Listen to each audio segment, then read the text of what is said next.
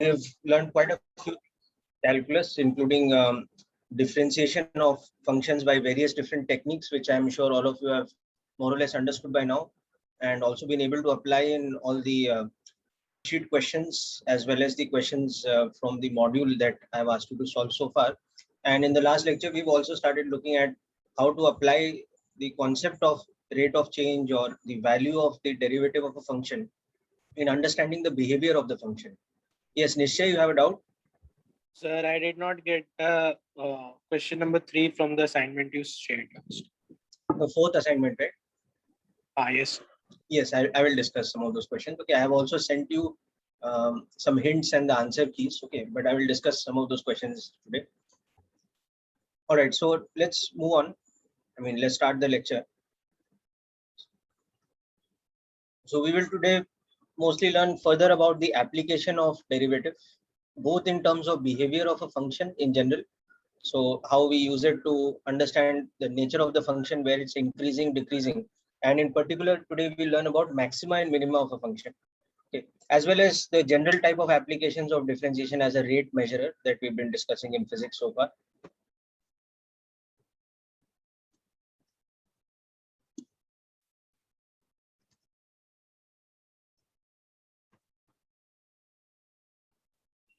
This is session number 6 of basic calculus.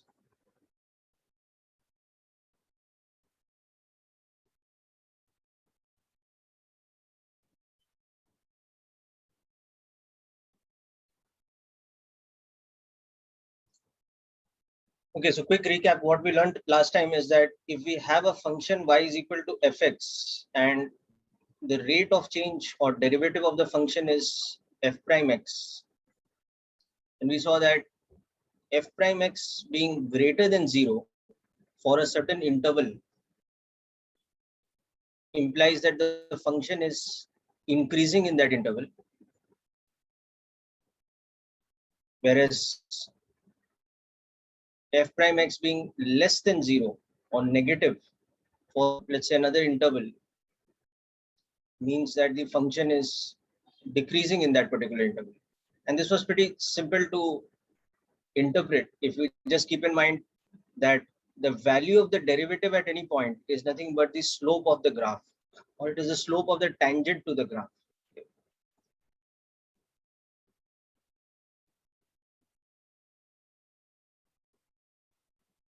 You can see that we have, let's say, graph that is like this. Now in this, for example, if I've selected this point as A and any other point like this over here is B, so you can see that between A and B, what is happening? The slope of tangent at any point is positive. So you can see that y is rising with x. Okay. Whereas, for example, suppose I select any two arbitrary points here. So I'm not saying A, B, and C, D are the only intervals in which the function is increasing or decreasing, but just I'm saying that if the function is decreasing in this particular interval C, D, or C to D, it means that when I draw tangent at any point in that interval, the tangent should have a negative slope, and by that the function is decreasing. So that is one thing that we can see about the behavior of the function. And then of course we were also looking at points like this one over here, where the slope actually becomes 0. Okay, and this where again the slope becomes 0. So today we will see classification of such points as either local maximas or local minimas, or in general their superset, that is maximas and minimas are included in the superset called turning points of a function. That is, the function's behavior turns or changes as that happens. So that was one of the things. Okay. Then the other important thing we saw last time was second derivative of a function. That is rate of change of rate of change. So let's quickly go over the significance as well as the meaning of that term. So second derivative. So specifically the symbol that we use for second derivative is d square. But the meaning of that term is that it is the rate of change of the derivative. Okay. So for a function, we say differentiation operated on the function gives us another function which we call as the derivative. And then differentiation again operated on that derivative gives us something we can denote with f double prime x as the short form, and that is the second derivative. Now the interesting thing, what second derivative tells us? Second derivatives tell us the behavior of the derivative. Okay, so f double prime as x tells about the behavior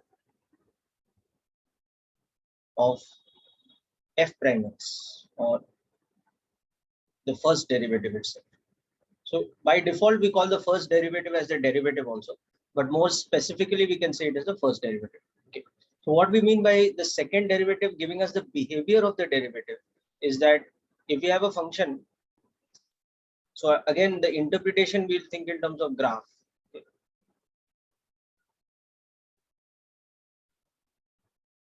So if we have a function, for example, whose curvature is changing like this,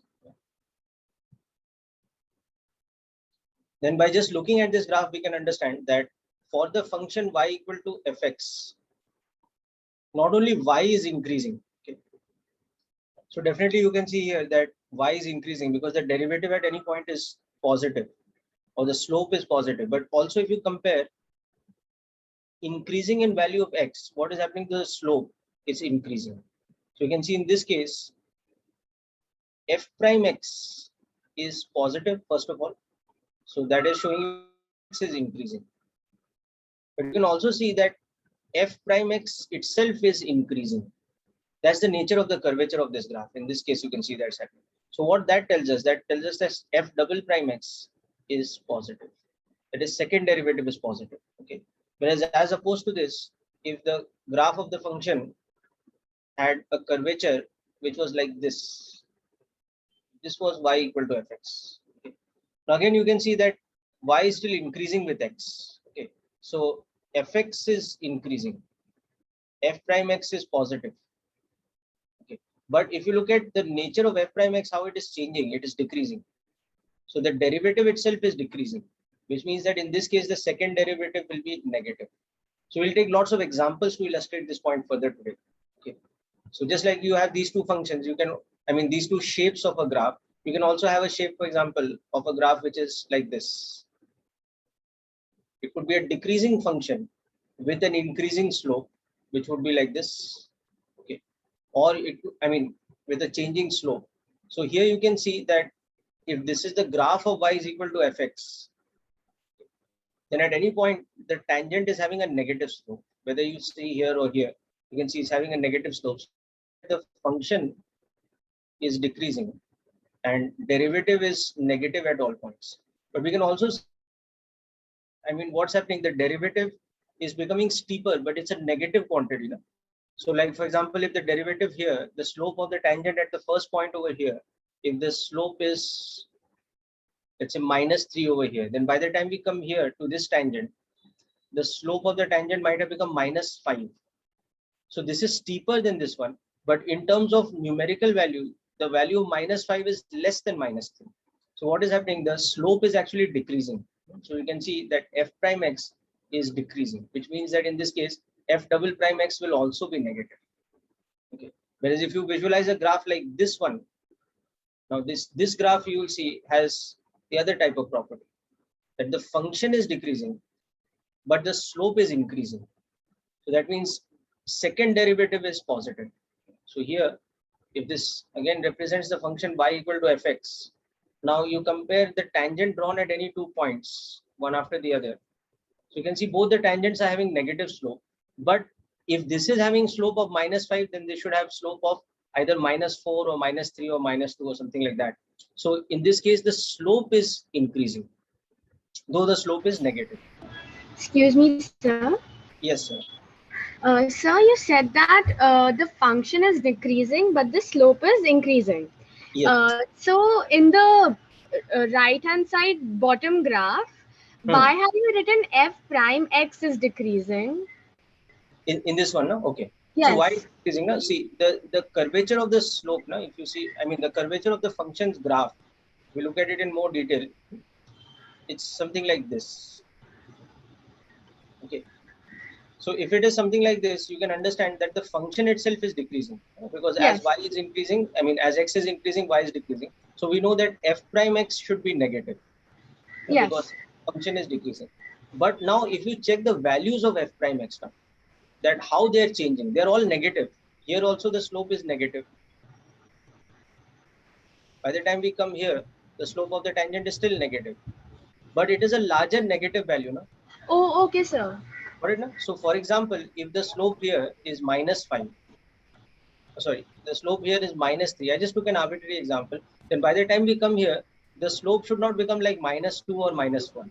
Now the slope should be a more steep negative value. No? So it will be like -5 or -4. So if we compare these numbers, now -5 is less than -3, no? Though 5 is greater than 3. Yes, sir. So now that is the difference between, let's say, this curvature, and now compare this with this fourth curvature that I was going to draw. Now you see the difference between these two. Both are having derivative negative, you know, because y is decreasing with x. But what about the second derivative? In this case, what about the second derivative? That will be positive, because the slope is becoming gentler. You know, so it's going from -5 to -3 like that. Whereas here the second derivative was negative. This is clear? Yes, sir. So now you can see that I have drawn like, 4 possible situations. Both are positive. F prime and f double prime are both positive. So the function is increasing with increasing slope. Okay. Or the function is increasing with decreasing slope. That's the second one I've drawn here. Okay. Then the third one I've drawn here is that the function is decreasing with decreasing slope. And finally, the fourth one, the function is decreasing with increasing slope. Okay. Here f double prime x is positive, which means that the derivative or the slope of the function is. So these are in general 4 situations that are possible as far as the behavior of the function is concerned, not only in terms of whether the function is increasing and decreasing, but also in terms of whether the slope of the tangent of the function is increasing or decreasing, or in other words, whether the second derivative is negative or positive. So that is the essential information that we get from the second derivative. We get the nature of the curve, like we can say this curve is like is concave upwards, because when we see it from up, we look at a concave shape, whereas this is like a convex upward shape, because when we see it from above, it's like the convex side of a curvature. This is a convex upwards graph, but this is a concave upwards graph. So this concavity or convexity, that comes from second derivative. Whereas whether the y is rising with x or the y is dropping with x, that is whether the function is increasing or decreasing, that information comes from the first derivative. Yes, Nishchay, you have doubt, beta? Sir, can you repeat this concavity point? I did not get this.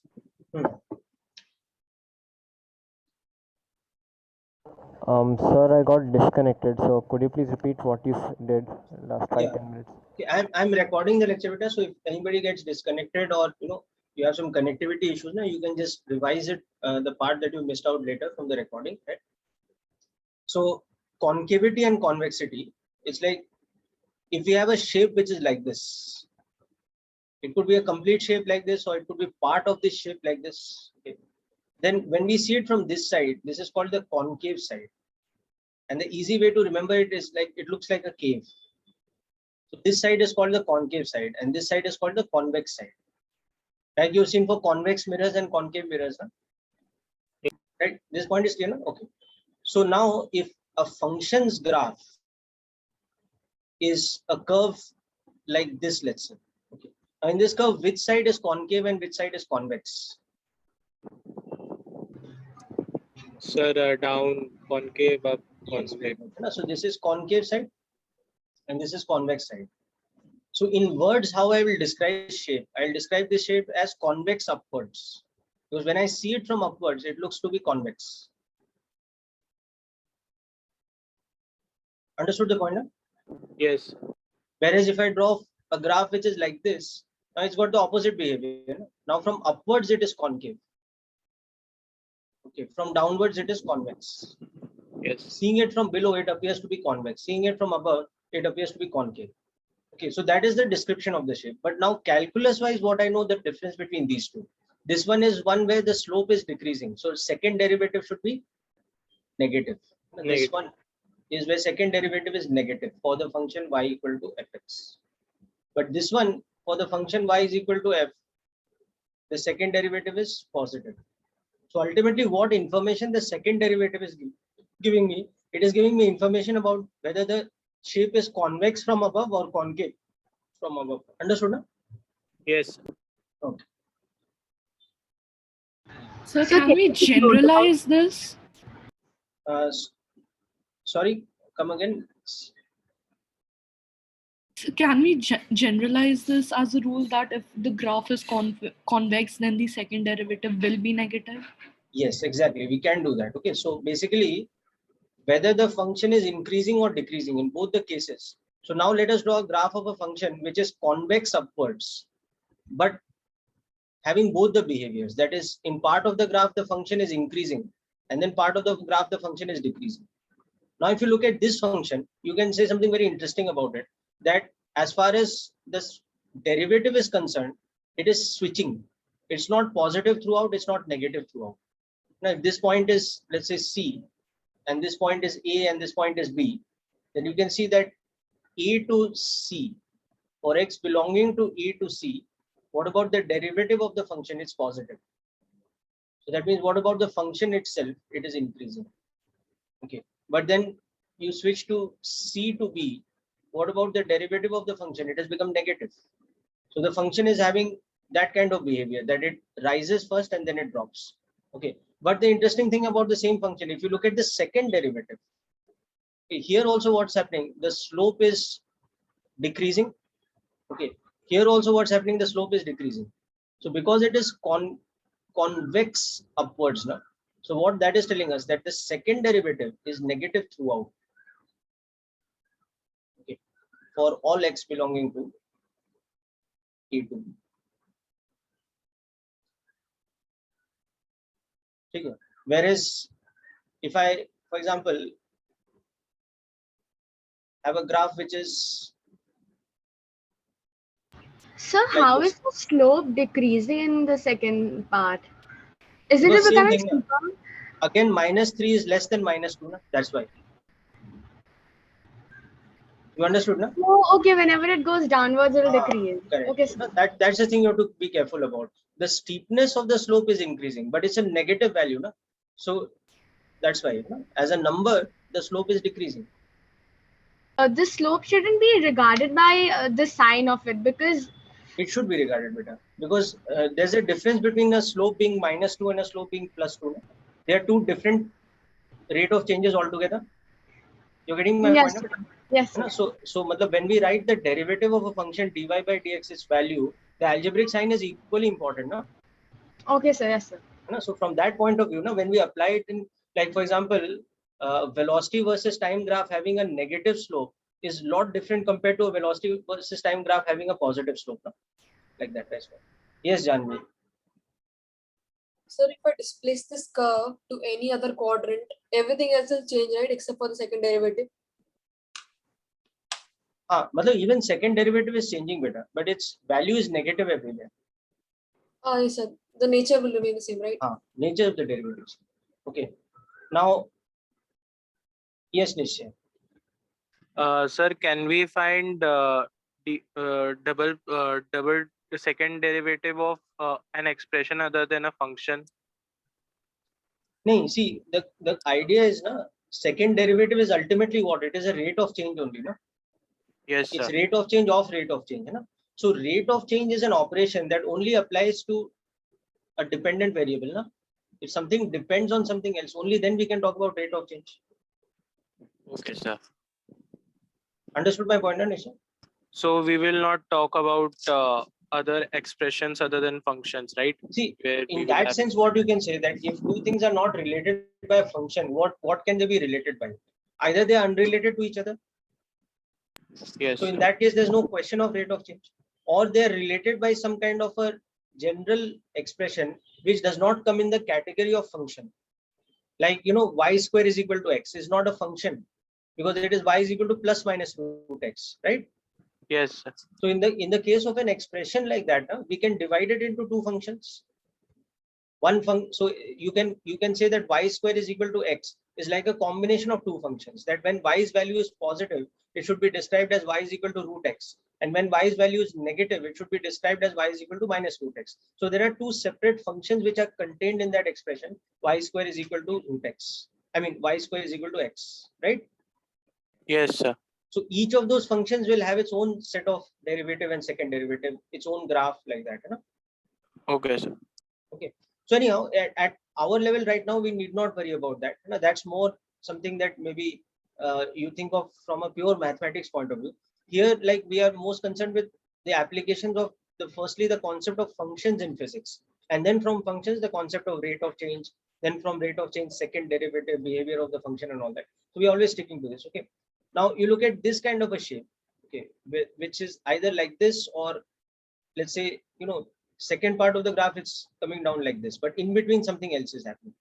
So maybe it's a bit like that tan x kind of graph or 1 by x kind of graph, where it becomes like a, you know, discontinuous point in between. Okay, so let's say we are not worried about what's happening in between. I'm only concerned about this thing, this part of the domain, that A to B is over here, and then C to D is over here. Now you can see the function has, as far as the derivative of the function is concerned, it's got that dual nature. You know, f prime x is positive for x belonging to A to B, and then f prime x becomes negative for x belonging to C to D. But if you look at second derivative, now you can see that second derivative is increasing here. So it's going from, let's say, 1 to 2 to 3 to like this. Whereas here also it is increasing because it's going from -5 to -4 to -3. So the slope is becoming gentler, but it's a negative value. So even second derivative is positive in this part also. So second derivative is positive for the entire part now, for x belonging to A to B union with C to D. We'll have to write it like this over here because in between the graph is not given only. So we don't know what's happening between B and C.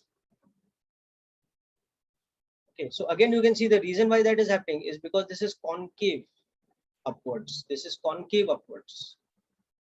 So anytime we have a graph which is concave when we see it from above, it means that the second derivative is positive. It doesn't matter whether the first derivative is positive or negative, but if it looks like concave upwards, then it's like this. Because anytime we have a graph which is convex upwards, it doesn't matter whether we are in this part where the function is rising or this part where the function is dropping, the second derivative will be negative. So we can generalize it to a certain extent like this.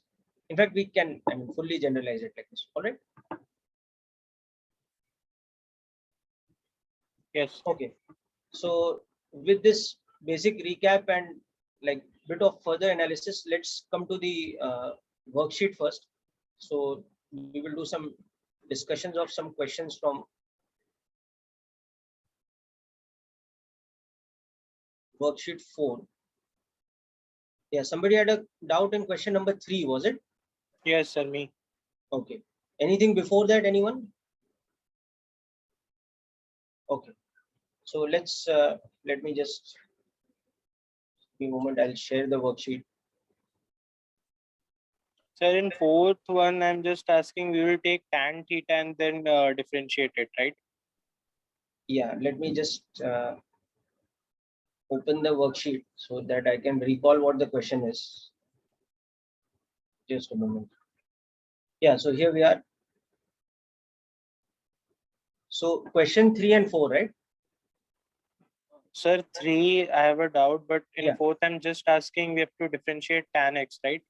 Yes, you can do that. And just differentiate tan theta, and you'll understand that it depends on one variable, which is the vertical height of the balloon, because this horizontal distance is fixed, right? Yes, sir.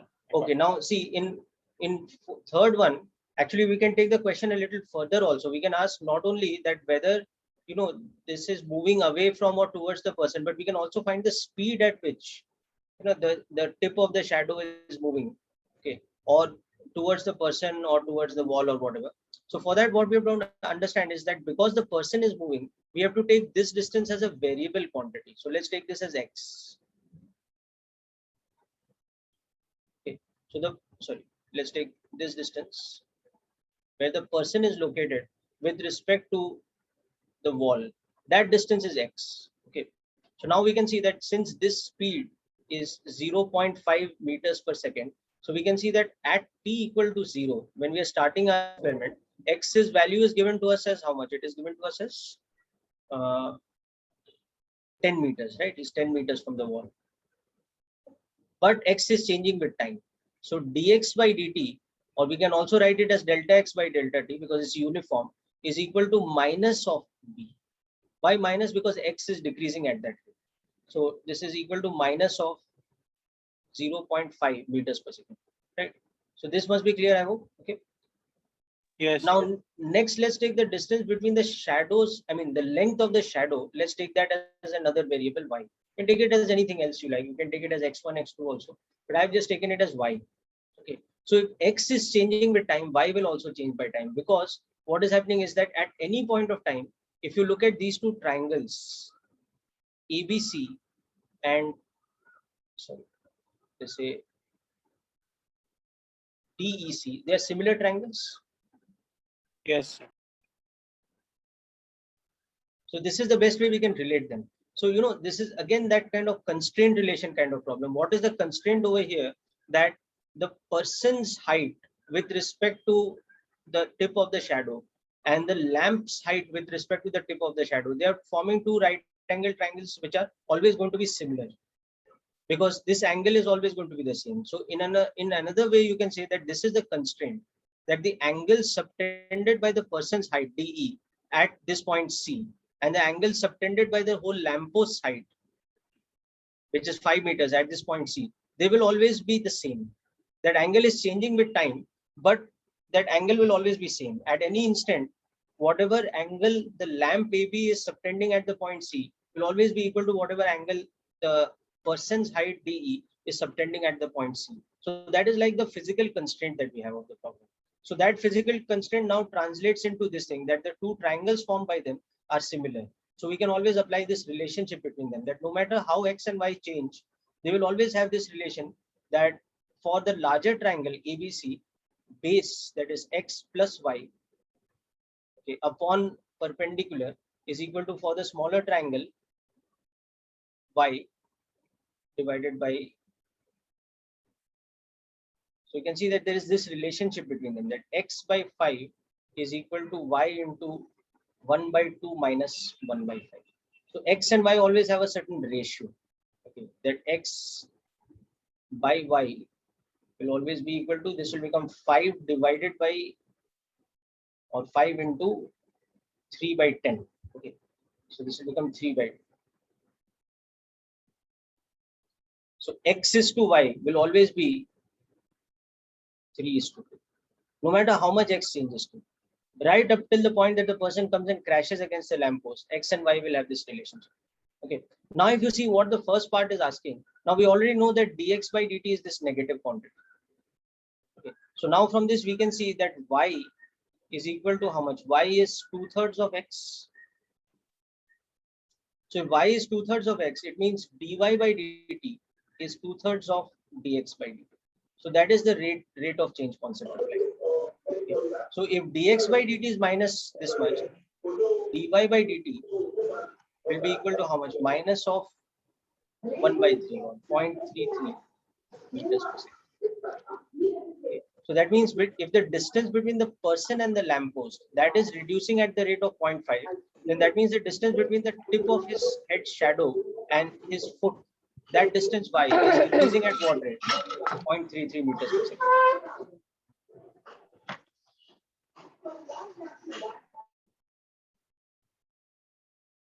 Okay, understood this point, beta? Yes, sir. Dx by dt, but it is at instant t is equal to 0. At that instant only it is minus 0.5 meter per second, right? According to the information in the question, yes, it is that only. Okay, because it does not say it's a uniform speed. So after 4 seconds, sir, 2 by 3 into dx by dt, sir. Dx by dt minus 0.5, then how did you write it as minus 0.33? It is for t is equal to 0 only, right? No, see, this constraint relation is always true, beta. This one is always true. Okay, So dy by dt will always be 2/3 of dx by dt. Now the question is actually, will dx by dt remain constant or not? So even though it's not given in the question that it's at a uniform rate, okay, but it's also not given that it's accelerated. Na? Yes.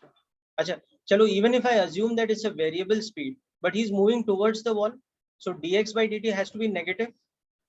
Yes, sir. So dy by dt has to be negative.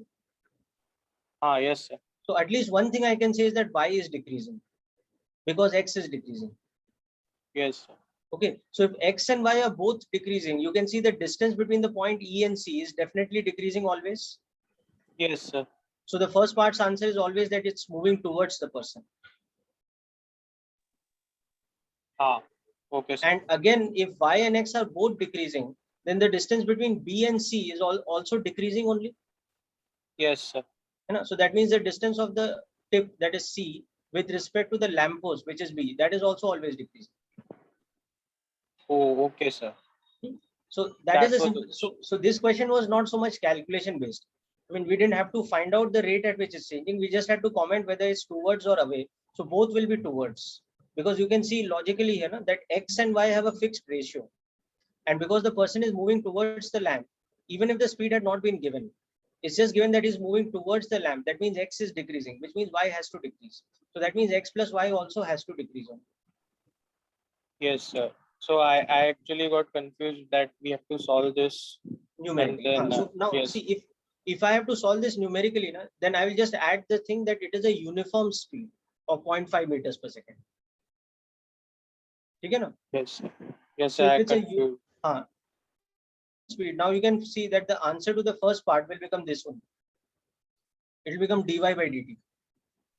Yes. No? Whereas the answer to the second part will become what? It is the rate of change of x plus y.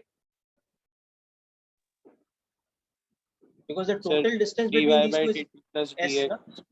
So s is x plus y. So ds by dt will just become the sum of dx by dt plus dy by dt. Okay. So in that case, again, assuming that this is constant, it will be minus 0.5 plus of minus 0.33. So it will become minus of 0.83. So this is the rate at which the distance between the tip of the shadow, which is the point C, and the rate at which the distance of that tip of the shadow with respect to the lamppost, how that is changing, that is at this rate. Yes, sir. Sir, actually, 0.5 meter per second, it was not given that it was changing at a uniform rate. So I thought that there will be many variables involved. Okay. So in any case, in this question, we just asked whether the direction is towards increasing, I mean, towards or away from. So that we can answer anyway, right? Yes, sir. Okay. Yes, Janvi, you have a question, beta? Sir, I was able to solve question number 4, but my answer is not agreeing with yours. In the denominator, you've got 107, I've got 116. Okay, let me see. Maybe I made a mistake. Yes, sir, even I got the same answer. Okay, so let's see. So at this instant, what are the values given? This is, I think, 200 feet, right? The height, yeah. And this is, of course, a fixed value. So I'll take this as a constant, whereas this I'll take as a variable. And this is 15 feet per second. Okay, this V. So this is a right angle triangle. So first of all, I can see the relation that tan theta should be equal to x divided by d. Now in this, I can see that x is variable. Okay, d is fixed. So that means that theta is variable. And if theta is variable, the relationship between d theta by dt in terms of dx by dt. Now given to me that dx by dt is of v, where v is this speed, because it's the rate. Okay, so all we have to do is differentiate. So rate of change of tan theta should become equal to rate of change of x by d. Okay, so I'll just take these steps to this side now. So rate of change of tan theta by chain rule will become differentiation of tan theta with respect to theta into d theta by dt. So that is chain rule applied to the left hand side. And on the right hand side,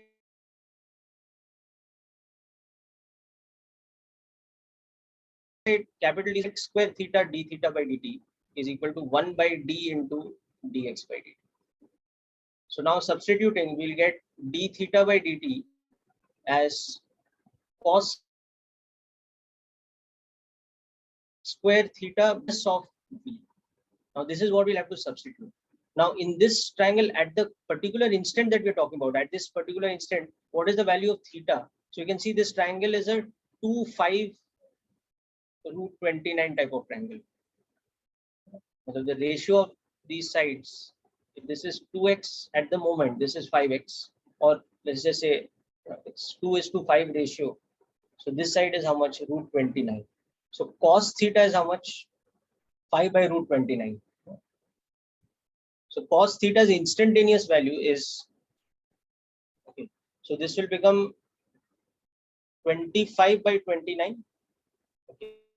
Capital D, which is 500, into this, which is minus 15. Okay. So now whatever this comes out to be, so 25 will go 20 times here. Okay. So minus 3 by 29 into 4.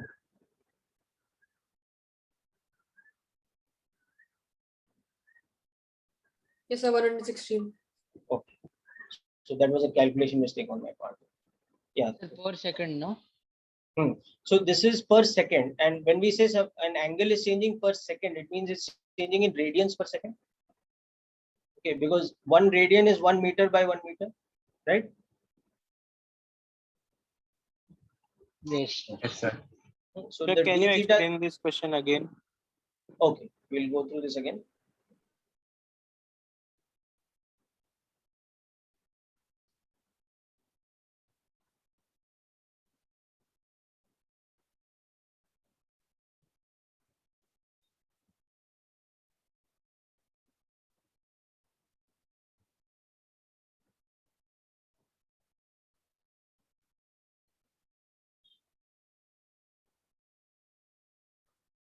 So what is happening is here is that this is a fixed point. This is a fixed point. But this one here is a moving point. And it's moving such that its instantaneous downward velocity is v. And v is given to us as 15 feet per second. Okay. So therefore, if I take this height as x, x is a variable quantity. Yes. Because one point is moving, the other is not moving. Okay. But if I take this as d, d is also a fixed quantity. And if I take this angle as theta, now you can see theta is also variable. So the given information is this, that at a particular instant,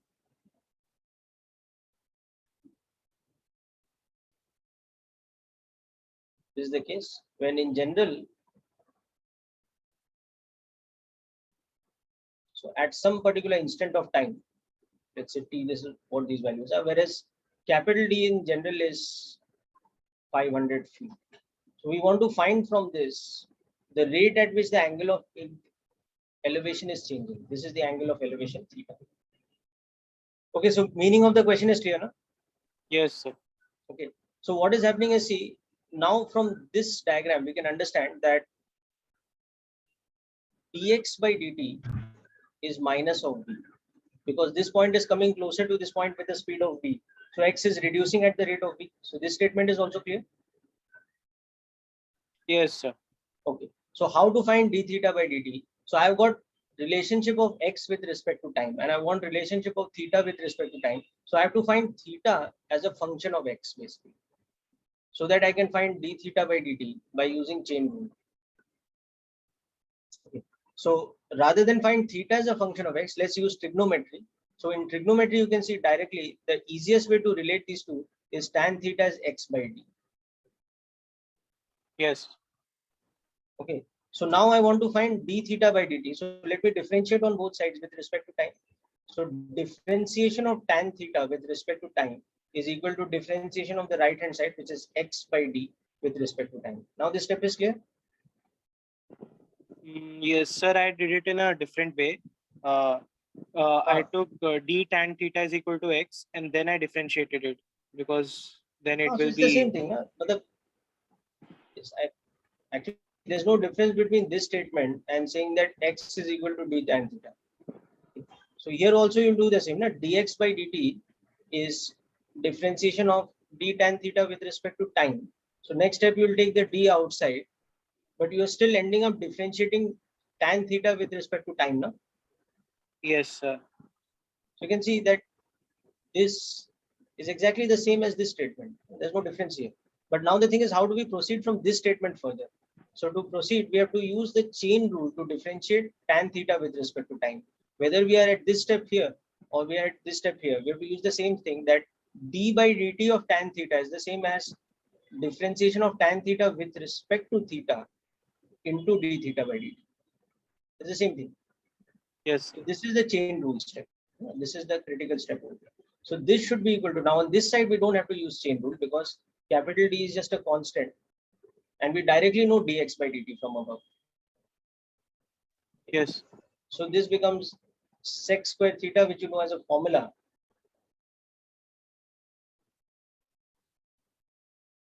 The relationship between d theta by dt and dx by dt. Now what you have to do is substitute dx by dt as minus 15 feet per second. Okay. Substitute capital D as 500 feet. Okay. But what about cos theta? So for cos theta, you have to turn your attention on the triangle. Okay. So the triangle is one where this is 200 feet, this is 500 feet, this is theta. So the hypotenuse is 29 root, 100 root 29 feet. Okay, so from there we find sec theta, and then from here we find cos theta. Because why? I'll take this to this side, so I need cos theta now. Yes. So when I take it to this side, I need cos square theta actually. Okay. So this will be minus of v. Now you can see dimensionally what is happening. The v is in feet per second and the d is in feet. So this is becoming in per second. But when we are talking about d theta by dt, per second basically means what? It means radians per second.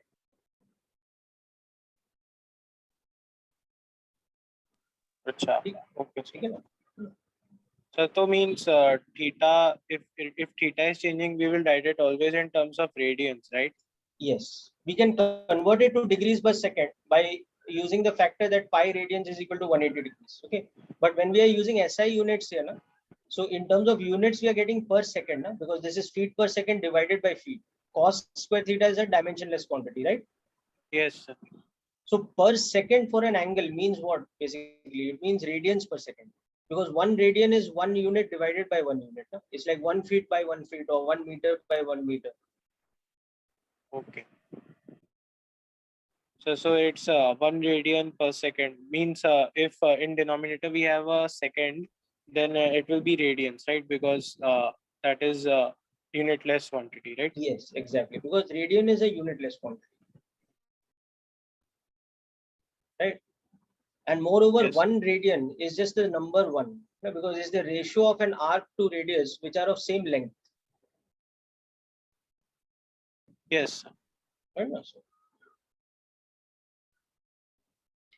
So, but we can't have degree here, right? We can convert it. So I think this was coming as how much? This was coming as 3 upon 116, right? So, but directly, why can't we get the degree per second?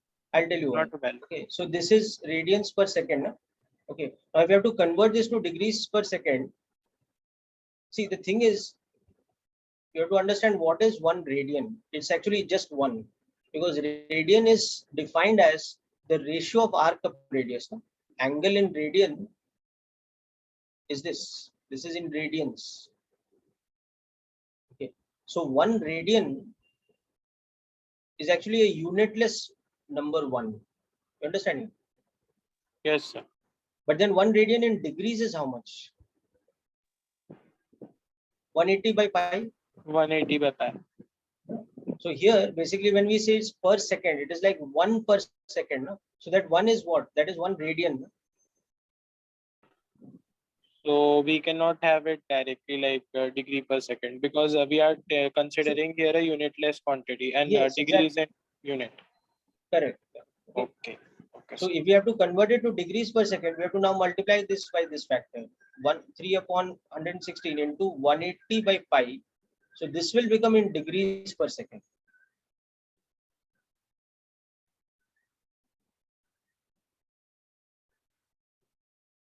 Yes, sir. Got it. Okay.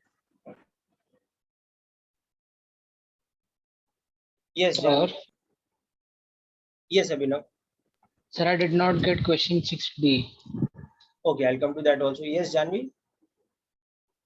Sir, in question 6 part C, my answer is not agreeing with yours. Okay, okay, I'll just check it out. Okay. Sir, I have a doubt in D part of the question. Sin x minus. Question 6 only. Yes, sir. D and E part also. Okay.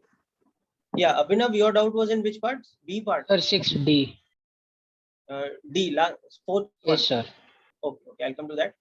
And Janvi, you had an answer mismatch in which part?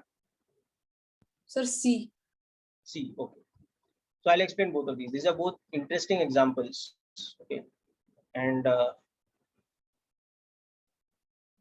in fact, a lot of nice things we can learn about functions by analyzing them.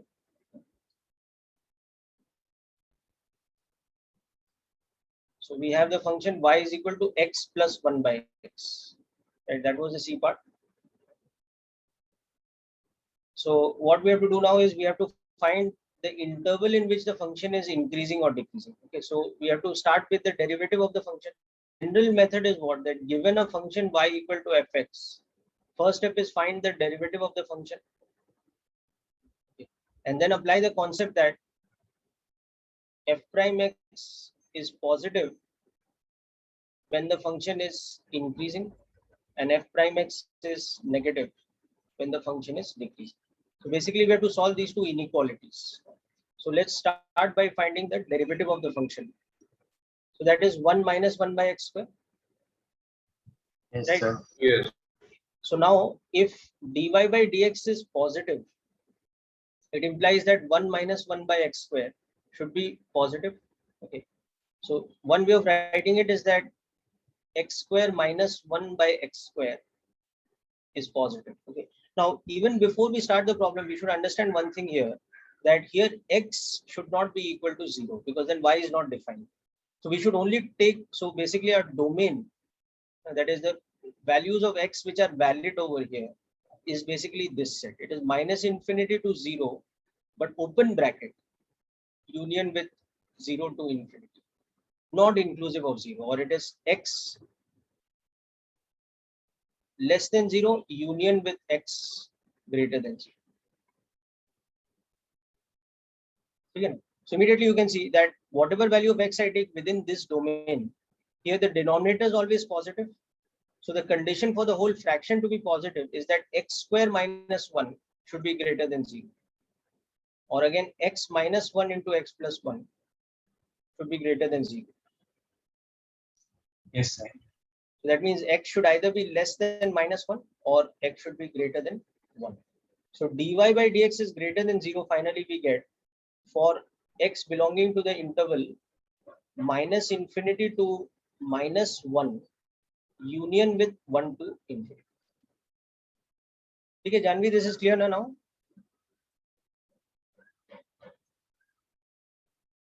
So just a second. Yeah. Now to understand this inequality, we can also use the number line method. So we have x minus 1 for which the critical point is 1. It's negative before this and positive after this. For x plus 1, the critical point is minus 1. Negative before this, positive after this. And so the product of the two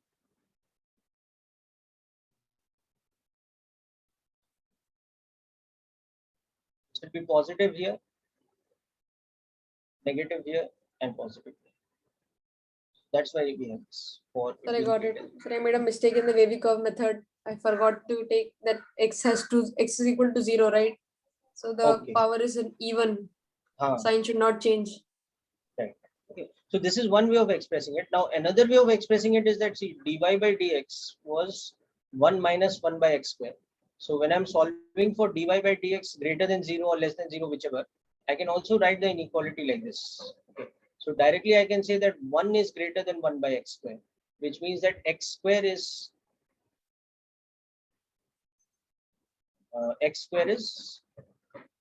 greater than 1, which is the same thing. Yes, sir.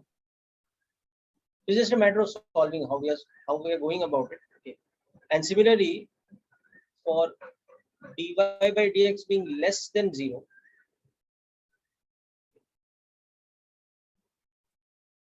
okay, so solving this whole thing, you will get x belonging to the interval -1 to 0 union with 0 to 1. Now this is the critical thing over here. It's not -1 to 1. We have to exclude the point 0, because at 0 the function itself is not defined.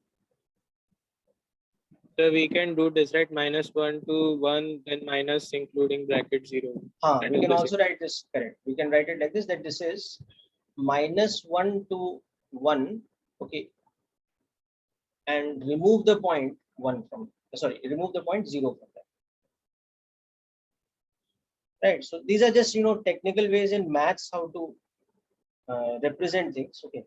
So again, maybe this part is not so important for us from physics point of view, but it's important for us to understand the behavior of the function, right? Okay. Now, little later today, now we will come back to this function when we talk about maxima minima, and I'll show you a very interesting property that this function has. It has a very strange property that its local maxima is actually lesser than its local minima. So it sounds like a very odd thing to say, that how can a function's maxima have a value less than its minimum? Okay, but that's what happens in this function because it has a broken domain. Okay. So we'll discuss more about that. But before that, let's come to this. So this was what, sin x plus cos x or sin x minus cos x. Okay.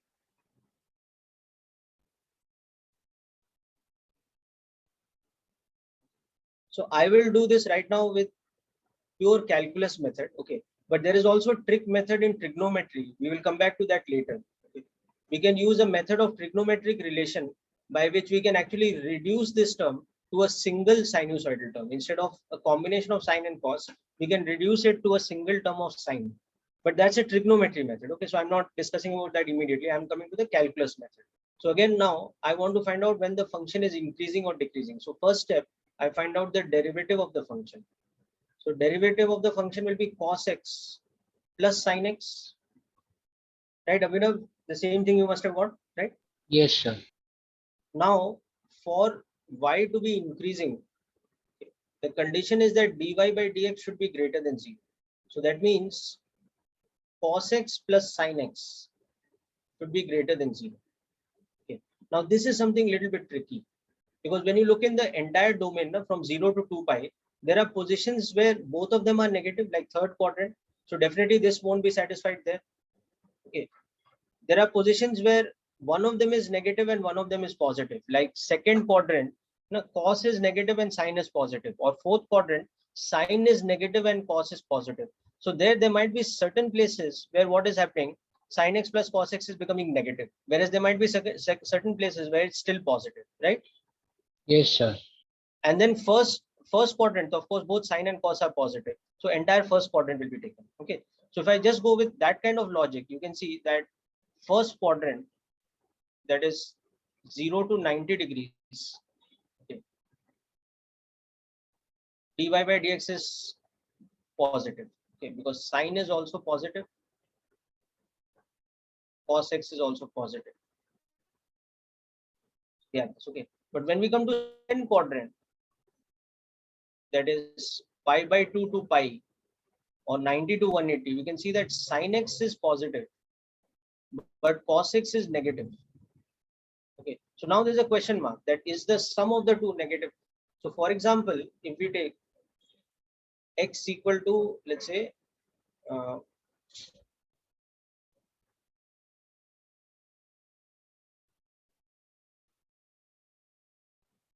2 pi by 3. Okay, so that's 120 degrees. So we can see that what is sine x? It's root 3 by 2, correct? Yes, sir. What is cos x? It's minus half. So we can see Yes. that sine x plus cos x is root 3 minus 1 by 2. So that's approximately 0.73 by 2. But importantly, it's positive. Okay, so that means there is some place, at least in the second quadrant, there must be some values of x for which the derivative is positive. But then on the other hand, you also have values like this, where, for example, if this is 5 pi by 6,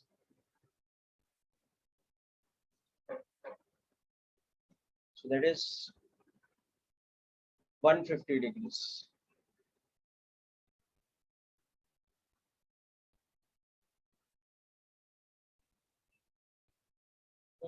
So what is happening here? Sin x 0. is half, you know, but cos x is minus cos 30. So minus root 3 by 2. Correct, beta? Yes. So what about sin x plus cos x? Now it's becoming a negative quantity. Yes. Yes. It's approximately minus of 0.73 by 2. So it's definitely giving me evidence that there are certain places. So second quadrant is not so simple in the analysis. Similarly, third quadrant is simple because both are negative. Quadrant 3, sin x is also negative, cos x is also negative. It's a very simple thing. So derivative will be negative throughout. Okay. But fourth quadrant, again, it's complicated. Okay. Because you'll again have those kind of values. For example, if you take x as like x as 300 degrees. Okay. So you'll see that cos x is half, right? And sin x is minus root 3 by 2. Whereas if you take x as 330 degrees, you'll see it's the other way around. Cos x is root 3 by 2 and sin x is minus half. So again, it becomes a bit critical. So how do we analyze this? So this becomes quite an interesting, but at the same time complex question. So one thing we can do is we can rely on the graph to understand when cos x plus sin x is positive and when it is negative. Okay. So what I can do is I can exclude the quadrant. Yeah. Yes, Nishan. So here we will get we will have to divide we will have to go to the second and the fourth quadrant each and then Yes. divide it into separate points also, like 135 degree and all, right? Yes. Yes. Okay. So now this is where things get quite interesting, and there are various different methods you can use. For example, the basic hint that I have given you in the worksheet, like solutions, is that I have drawn the graph of sin x superimposed with the graph of cos x. So what I've done is I've taken the graph of sin x from 0 to 2 pi. Let's say for me, this blue colored graph is representing sin x.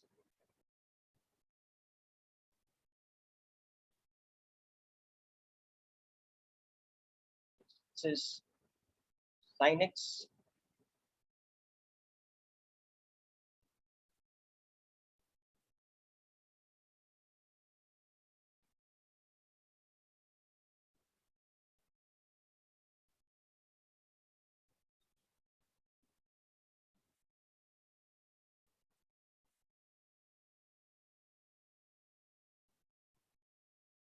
Now, in the same thing, now I'll superimpose the cos graph. So the cos graph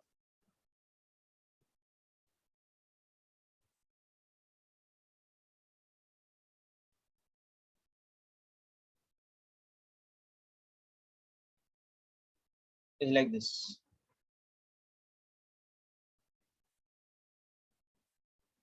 So you can see as far as the first quadrant is concerned, we are safe because both are positive. But in the second quadrant, what is happening is one is positive and one is negative. Now, at some value like this, what will happen is that their sum will become 0.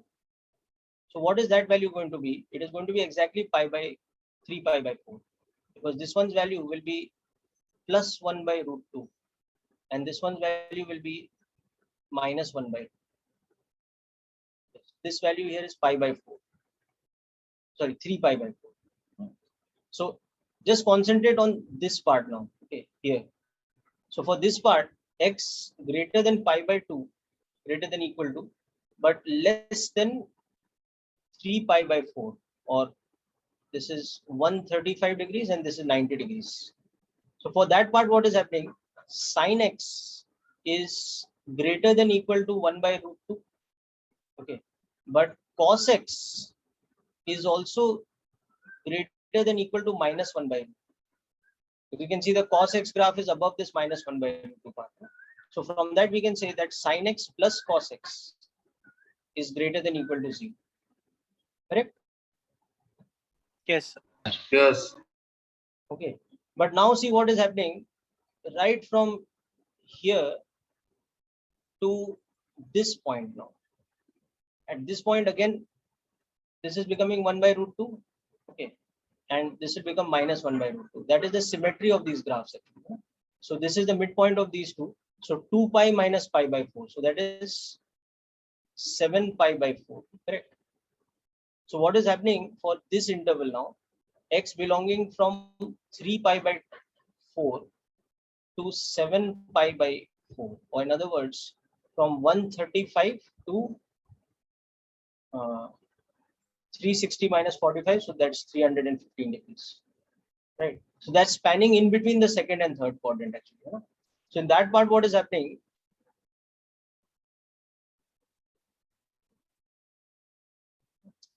Your sin x is less than 1 by root 2.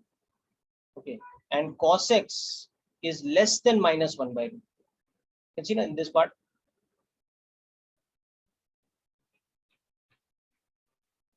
Oh no, wait. We have to switch Sir, in how? between again. Wait.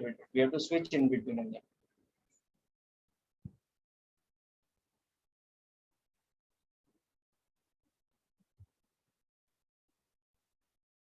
Okay, so 3 pi by 4 we have reached. Okay, that is this point. So now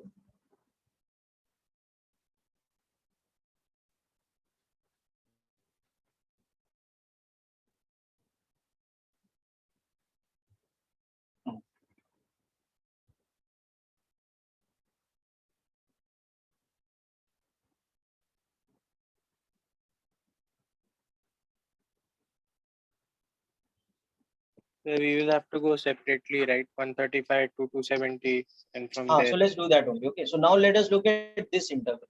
So third quadrant, we don't have to worry about. Okay, so first let us look at this interval. Just this one here. So from x greater than 3 pi by 4 to pi, that is 135 to 180 degrees. Okay, what is happening is that sin x has now come below 1 by root 2. Correct?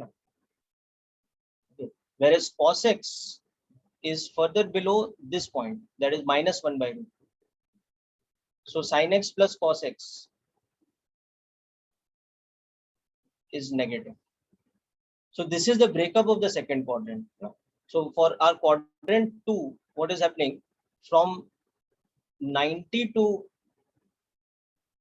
135, the derivative is positive. In fact, there is no equality here because I have not included that 0.3 pi by 4. So this is greater than 0.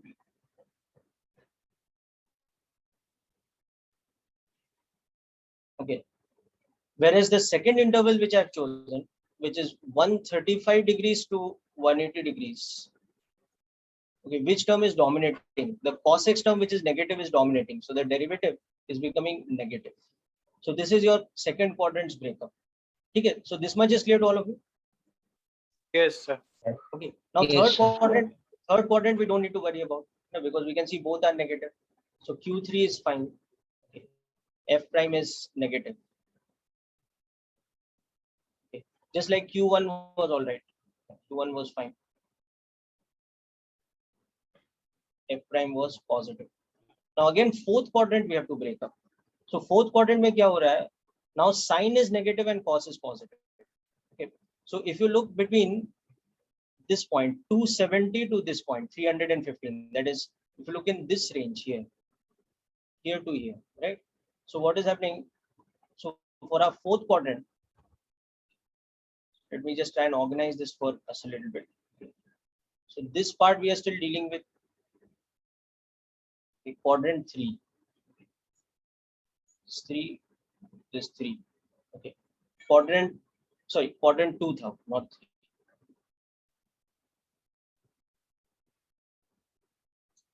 Quadrant 2. So you completed quadrant 2 here. Quadrant 1 we are okay, quadrant 3 we are okay. Now let's come to quadrant 4. So quadrant 4 we have to again break up. So for x between 3 pi by 2, in fact we can include that point, to 7 pi by 4, that is between 270 to 315 degrees. Now, so what we can see here is that our sin x is less than minus 1 by root. Okay. And we can see our cos x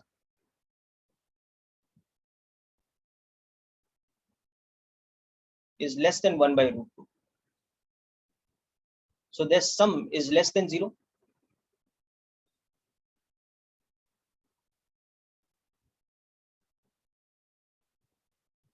Okay. So the function is again decreasing in that part. So if you really think about it, in this interval from 90 to 135 and this interval from 270 to 315, they are like inverse of each other. But the sum is still negative. But in one, cos x was negative and it was dominating. In the other, the sin x is becoming negative and it's dominating over the positive cos x. Follow, guys? Yes. See what is happening here between 90 and 135. One of the two are positive and the other is negative. But the positive, sorry, my mistake. Between this one, 3 pi by 4 and pi. Okay. That is in between 135 degrees and 180 degrees. The negative one is dominating. So the overall derivative is becoming what? Negative. But which one was negative? The red colored one was negative. Cos x was negative. Now you compare that to this one, between 3 pi by 2. So basically this interval here, this one, and this interval here. This interval here and this interval are symmetric intervals. But it's just that cos and sin have sort of got interchanged. ये वाले में 3 pi by 2 to 7 pi by 4 वाले में cos is positive and sin is negative, but the negative sin x is dominating. So the overall derivative is negative. Whereas in this one, 3 pi by 4 to pi, sin was positive and cos was negative, but the negative one is dominating. Got it? So they're symmetric of each other. So their values are same at that particular instant. They're like interchanged. Yes, yes. You know, like sin and cos have got interchanged, right? Okay. And now what's happening for the final part? 7 pi by 4 or 315 to 2 pi. Okay. So cos is still negative, sin is still positive, but the value of sin is greater than the mod of cos x. You know, so the sum will become positive. So the final part of our interval, x greater than 7 pi by 4 less than equal to 2 pi, from 315 open interval to 360 closed interval. Okay. So if you look there, our sin x has now become greater than minus 1 by root. Sin x is the blue colored graph. So see, it's come above this point. So it's become greater than minus 1 by root. And cos x is greater than this value, plus 1 by root. So their sum is becoming positive. Yes.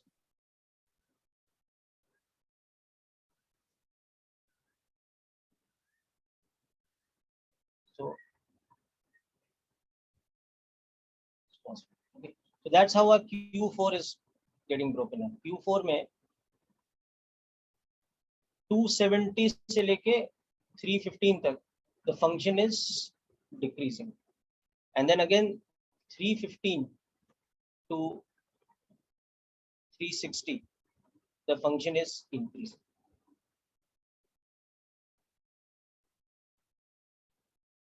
Okay. So now if I put together everything from the beginning, so I'll see 0 to 90, the function was increasing. Okay. Then I come to Q2, which I've written above over here. So 90 to 135, the function continues to increase. Okay. So I can combine this and make it 0 to 135. The function is increasing. Okay. Then from 135 to 180, then entire second quadrant and then part of third quadrant. Sorry, entire third quadrant and part of fourth quadrant. So I have 135 to 180. Okay, the function is decreasing for the first time now. Okay. So that's completed quadrant 2. Now quadrant 3 entirely the function is decreasing. So 180 to 270. Entire quadrant 3, the function is decreasing. And then this part of the fourth quadrant, the first part of the fourth quadrant, 270 to 315. The function is still decreasing. And finally, so this we can combine and make it from 135 to 315. The function is decreasing. Okay. And then finally from 315 to 360, the function is increasing. So overall we can say like this. So on the number line 0, 135 or 3 pi by 4, then 315, or that is 7 pi by 4, and finally 2 pi. So this is the behavior of the function. It will rise in this part, then decay in this part, and then again rise in this part.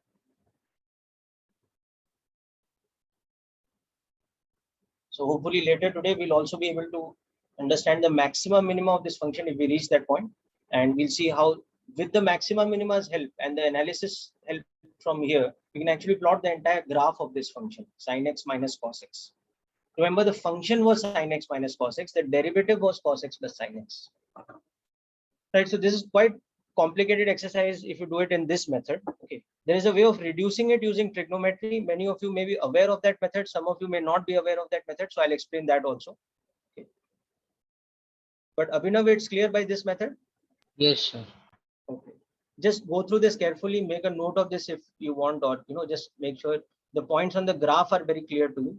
Later you can make a more bigger, more detailed graph for yourself, because see, what is important is not like maybe immediately in calculus these type of questions are not so important from exam point of view, so much detailed analysis. But when we come to a chapter like harmonic motion later or waves later, like already you have seen in 9th-10th that waves are represented by sine function. We have that kind of function, y is equal to sine of kx minus omega t, where k is 2 pi by lambda. So that the analysis of sine graph, cos graph, this becomes very important for us in physics. Okay. So from the beginning, like both in your trigonometry in maths as well as in this part in physics and calculus, if we do some detailed analysis of sine cos graphs, it will help us a lot in future.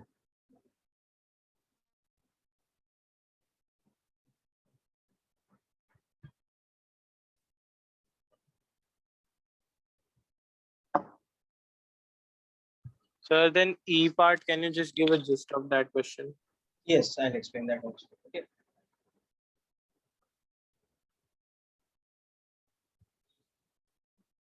E part is just a very complicated differentiation. You have no option but to use quotient rule. Yes, sir. I did. But once you do the differentiation, you'll see it's quite easy to analyze the algebraic sign of the derivative, that is whether it's positive or negative.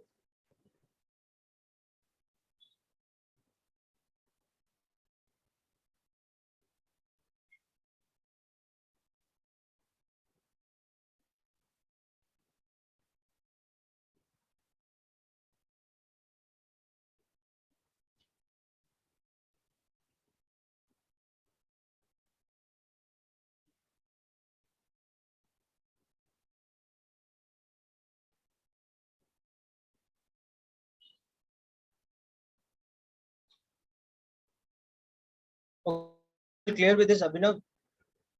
Yes, sir. Okay, all the points are clear. Okay.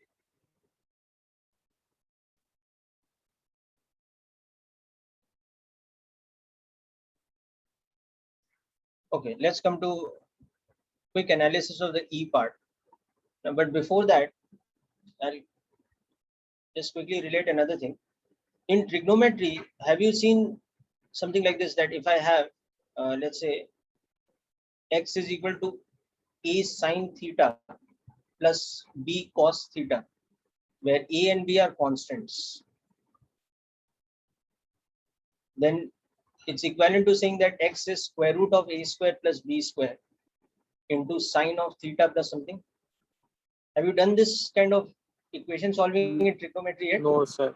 No, sir. No, sir. Okay. So this is a nice trick that you will learn in trigonometry very soon. Okay, so let me explain it to you. So suppose we are solving some trigonometric equation like this, that I'm solving something like this, that let's say sine theta plus root 3 cos theta is equal to 1. Okay, solve this equation for theta. So this is now what we call a trigonometric equation. It's nothing to do with functions. It's an equation which has one variable theta, and we have to solve for that variable. So it's basically just a trigo equation which we are solving. Okay. This is an example of a trigonometric equation. Okay. Now, how we solve this is we use a very interesting method. Okay. So the method that we use here is that any expression of the type a sine theta plus b cos theta, where a and b are constants, just two numbers. Okay, so this expression of this type can be reduced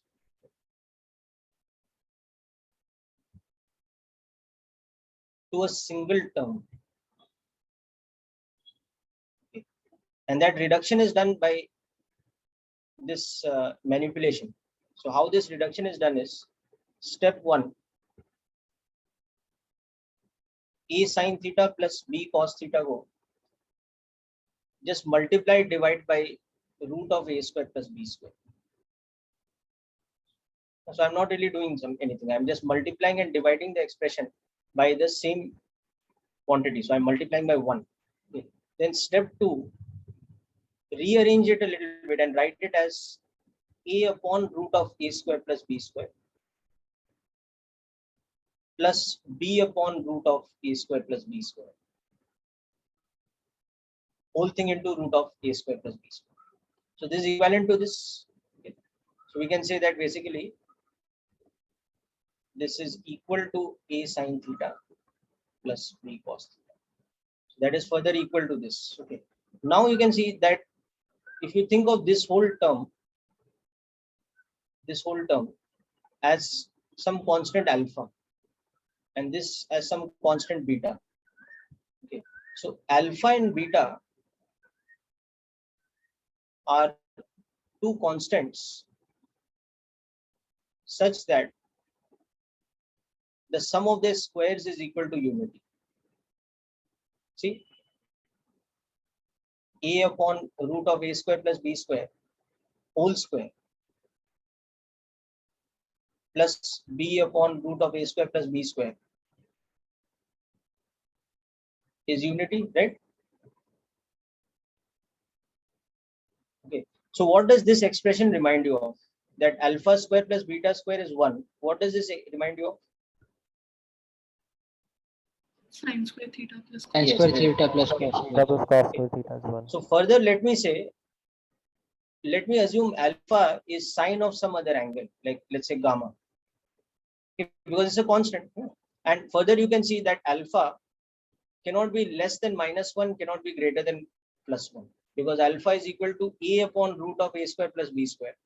So whether a is negative or positive, a will always be less than equal to the magnitude of, mod of a will always be less than equal to root of a square plus b square.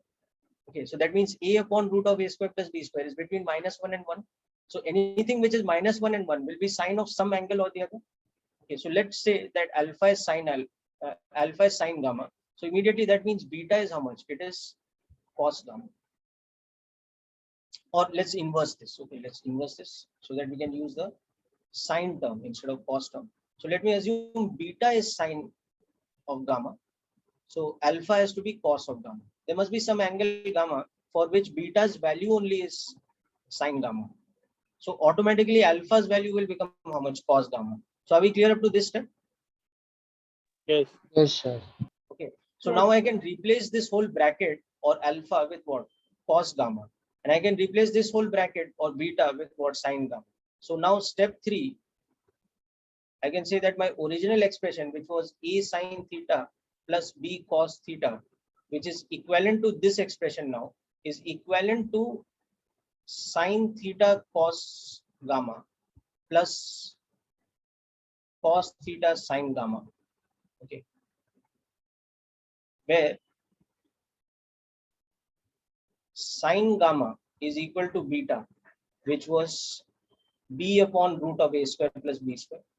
Okay, and cos gamma was alpha, which is a upon root of a square plus b square. So if you just divide these two equations, you can also show that tan gamma is b by a. So gamma is such an angle that its tan is b by a. Tan inverse you have understood, right? Trigonometry. Yes.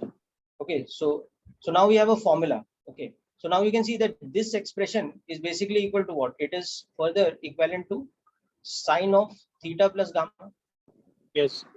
Okay, so now coming back to our original expression, therefore the left hand side of the equation, which was a cos theta plus b sine theta, that we had written as root of a square plus b square into this whole thing, no? A upon root of this cos theta plus or whatever. I think it was a sine theta plus b cos theta. Yeah. So this left hand side of our equation is getting reduced to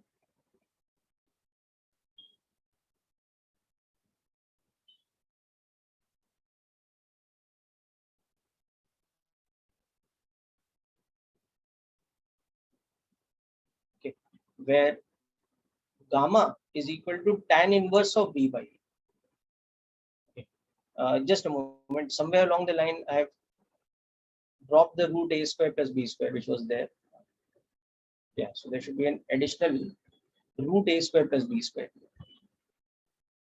Just a moment. Add that.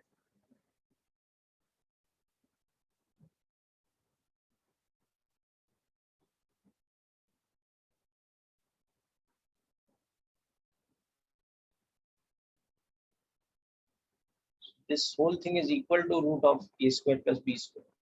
Okay. So this is a general method. Okay, now we can apply this method to any particular equation. Okay, so just take a moment to go through this. You can write down the steps if you like. Then we'll see how we can solve that example of the equation I had given above. And then we'll see how we can come back to that problem that we were discussing earlier, where the derivative was sine theta plus cos theta, how we can reduce it to a single expression. So we'll see the relevance of this thing from our calculus point of view also. So let's start with this thing, that any expression of this type of expression is called a linear expression or a linear combination of sine theta and cos theta. Okay, so for example, 2 cos theta plus 3 sine theta. This is an example of a linear combination. Okay, or I can have something like this also, sine theta minus 4 cos theta. So here the value of a is 1, the value of b is minus 4. So a and b are any numerical constants. So that means this whole expression a cos theta plus b sine theta, or whatever, a sine theta plus b cos theta, it is a linear combination of sine theta and cos theta. Okay. So any linear combination of sine theta and cos theta can be reduced to a single term. So how it can be reduced to a single term? By the series of these 3 steps. So step 1 is like a manipulation step. If you ask directly why I have done step 1, there's no direct answer like that. It's so that I can reduce it using this trick. So it's more like a trick method. Okay. Yes. So just make a quick run through or a note of this. Okay, then we'll solve that equation I had given you earlier. and then we'll come back to our calculus problem.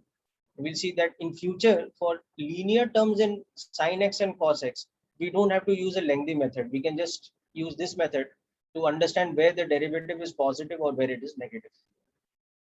So it's effectively going to give us a nice shortcut method for questions of this type.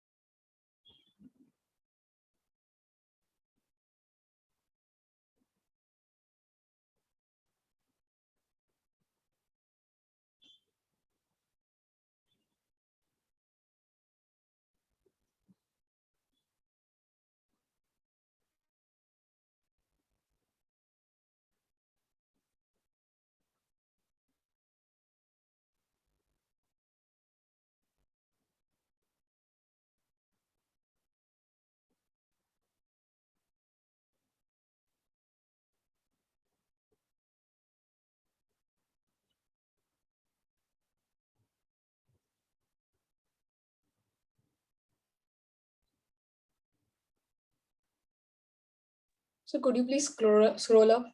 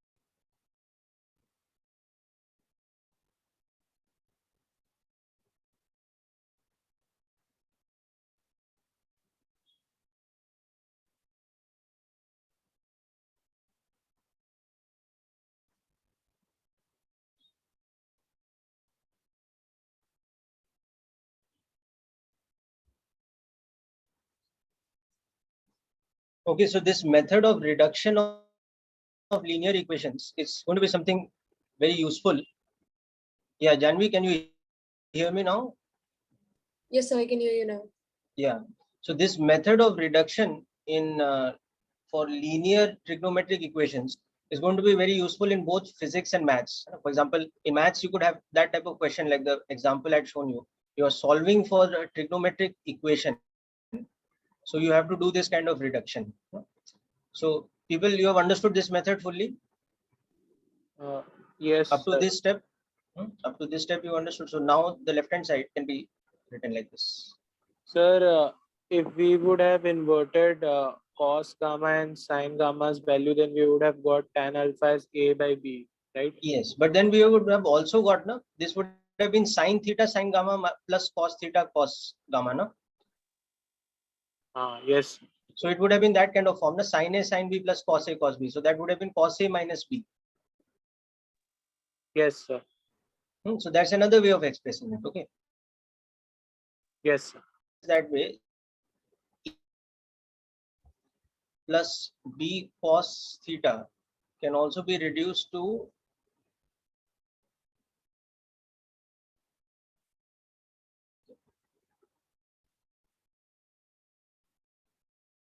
where gamma is tan inverse of E by B. Or let's say gamma prime, because it's a different thing now. The gamma prime is okay. Now, if you compare these two, you'll see that gamma prime is actually the complement of gamma. It's 90 minus gamma. Yes. So that if you substitute that here, that your gamma prime is 90 minus gamma, so it will automatically reduce to this, that it is theta plus gamma. So I'll show you that with an example also.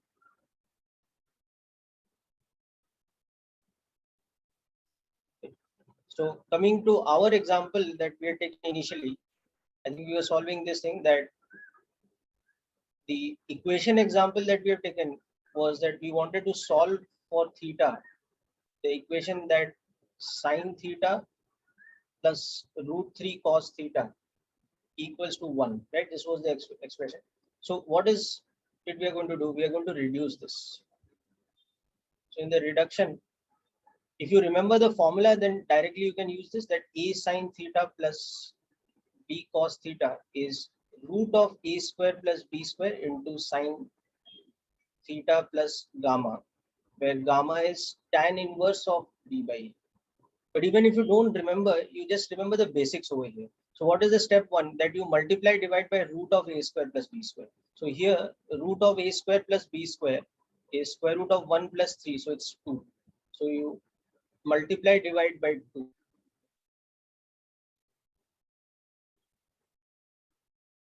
Then take the 1 by 2 inside.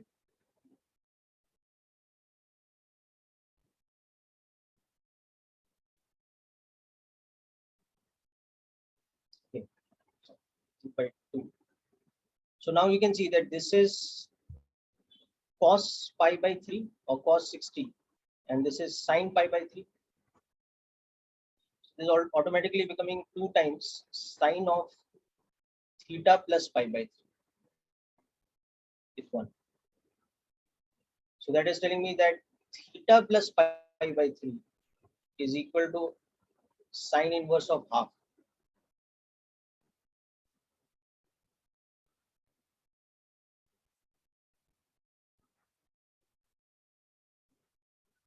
Now, since we are going to take the overall domain, okay, so here we'll assume that theta is between 0 and 2 pi, or we can take theta between minus pi and pi also. So sine inverse of half overall is what? It is pi by 6, 5 pi by 6 in the overall thing. Okay. So that means theta will be either minus pi by 6 or theta will be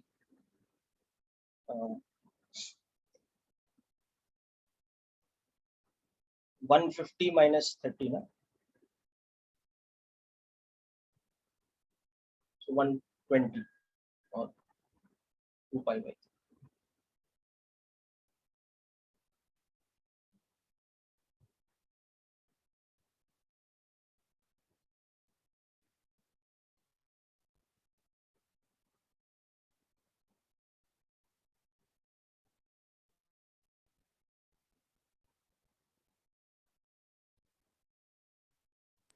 So shouldn't the second Oh, value sorry. of theta be pi by 3? This should be 2 pi by 3. No? My mistake. What is the second quadrant, this thing of sine inverse half? It is pi minus pi by 6. No? Yes, 5 pi by 6. Only.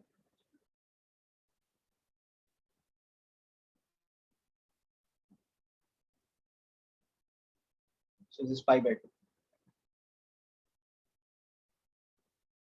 Yeah, so these are the values. That's what you were saying, Beta Janvi?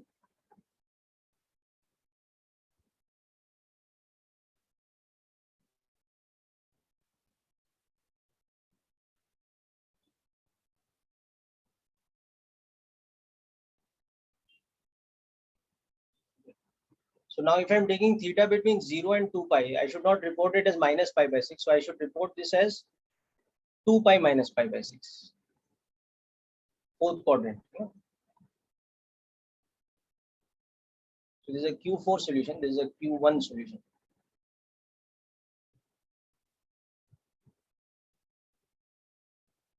Or if I want to directly apply the formula method now, I can see that sine theta plus root 3 cos theta will be square root of 1 plus 3 sine of theta plus gamma. So that is 2 sine theta plus gamma. But gamma is what now? It is tan inverse of b by a. So it is tan inverse of root 3, which is 5 by 3. That's fine. You can see you're getting the same thing as this. Sir, Yeah. sir, if the expression is sine theta minus root 3 cos theta, then also this formula will work. Again, we'll apply this only. But when minus plus comes in, we have to be a little careful. So I'll tell you both the cases. If it is sine theta minus root 3 cos theta is one thing. Whereas if it is root 3 cos theta minus sine theta, then again it's something else. Okay. Or for that matter, if it is minus sine theta minus root 3 cos theta, then also it's something else. It can be all four, you know.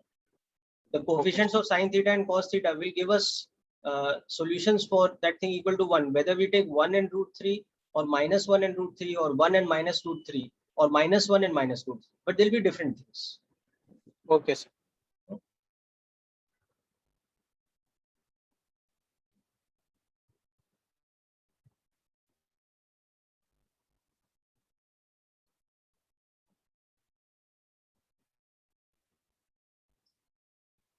Okay, so let's just take one more quick example to understand how the minus plus thing works.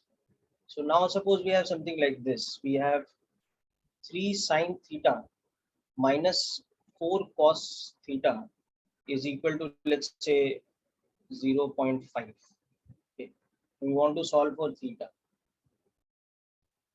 So we'll apply that same method. So a is equal to 3, b is equal to minus 4.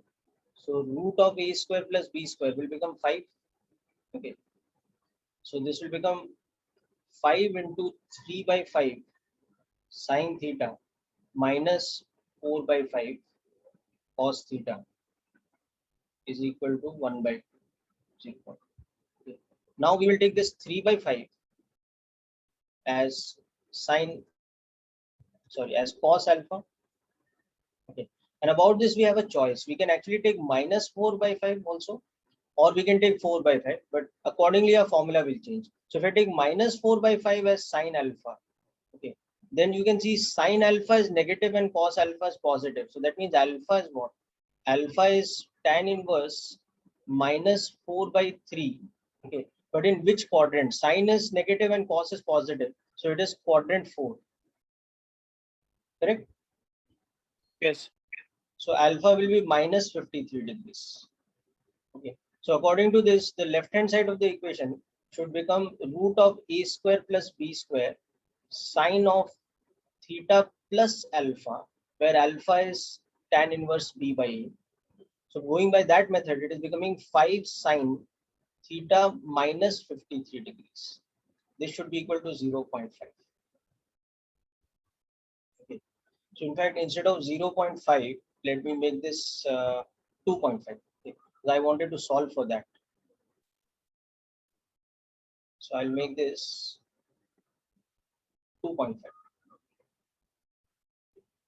So be easier to solve.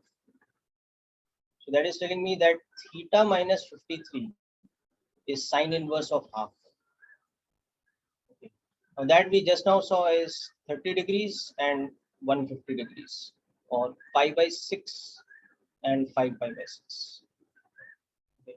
So this will tell me that, okay, theta is equal to 30 plus 53, or theta is equal to 150 plus 53. So theta is either equal to 83 degrees or theta is equal to 203 degrees. Okay. So this might seem a little bit complicated right now, but it's nothing compared to what you will be doing in trigonometric equations in maths. So you'll get very comfortable with these kind of things in future. But at the same time, this will also give you a head start with your trigonometric equations when you come to these things. Okay. I also had the other option where I could go a little bit off standard formula, and I could just use my own manipulation a little bit, that change the formula a little bit, because I'm having a negative term. Yes, Nishchay. Sir, if theta is 203 degree, हाँ then अच्छा नहीं sir understood got ना, it. Because linear term है ना बेटा, हाँ? तो हाँ ये वापस सेकंड क्वाड्रेंट में ही आ जा रहा है ना. हाँ sir, समझ. Okay. So now see, I could have done one more thing here. I could have let 3/5 be cos alpha, but I could have taken 4/5 as sin alpha instead of minus 4/5. So then this would have become 5 into sin theta cos alpha minus cos theta sin alpha is 5/2. So then the way I come to my answer would be slightly different. My final answer will be the same, no doubt, but the approach is becoming slightly different because I'm not using the standard formula anymore. So this information would tell me that alpha is how much?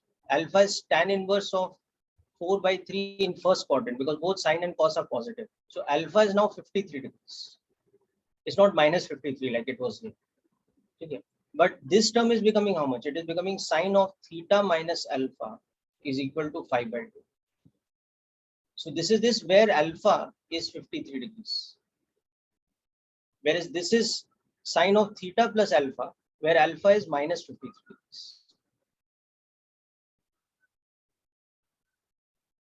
Okay. Similarly, if I take this as sine alpha and I take this as cos alpha, then I'll in this case get, cos of alpha plus theta kind of term. So that will give me a different equation here, but the final solution to the equation will be the same. So the final values of theta I'll get will be again the same. They'll be 83 degrees and 203 degrees possibly. Okay, only these two.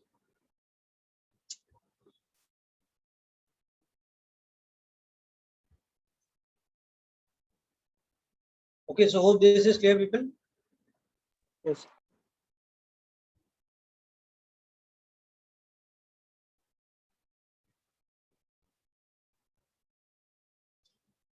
Okay, so now let's come back to, So 1 second, I'm noting. yeah.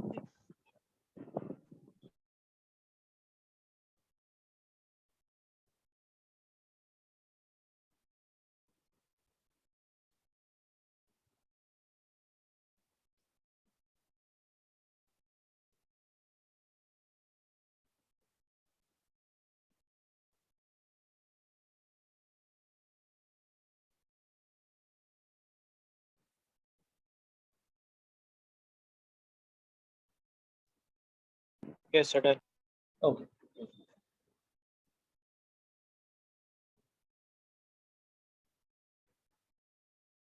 Okay, so now coming back to that question. Okay.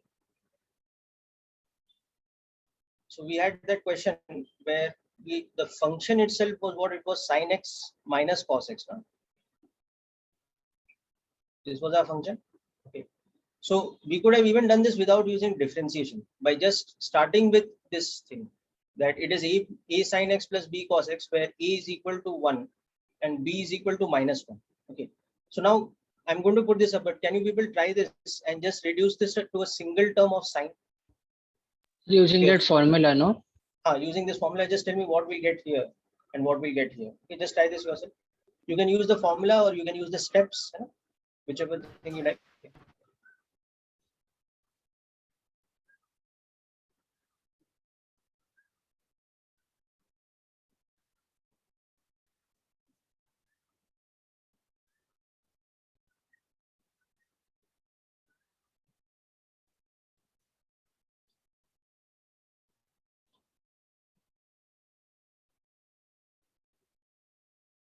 So I'm getting y is equal to √2 sine theta minus 45.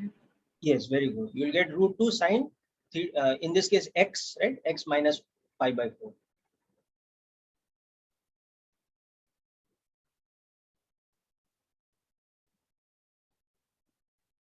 Yeah, √2 into sine of bracket theta minus 45. Very good. Yes. So only thing is instead of theta now I have x, because it's that value. So now, for Can you example, show can that formula once again? So see, I just apply the steps now. Yes. Root of a square plus b square is √2. Okay, and b by a is -1. So tan alpha is -1, but such that it is in which quadrant? Now, when I do this, this will become 1 by root 2 sin x minus 1 by root 2 cos x. So I can write this as root 2 sine of x minus pi by 4 directly only. Okay. Or I can understand it this way, that my sine alpha is -1 by root 2 and cos alpha is 1 by root 2. So this is in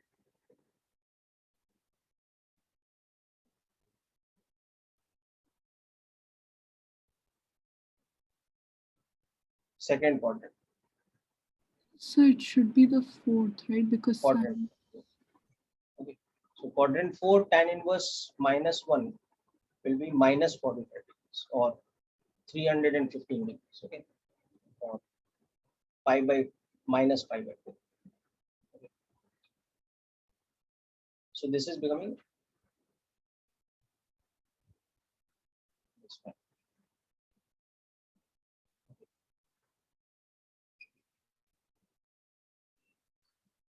Now we want to find when the function is increasing and when it is decreasing. So that's also pretty easy actually. Okay. So think of this like y is equal to root 2 sine theta, where theta is how much? Theta is equal to x minus pi by 4. Okay.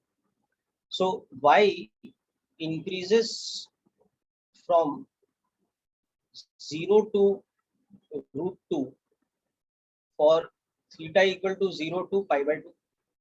Okay. Then it goes from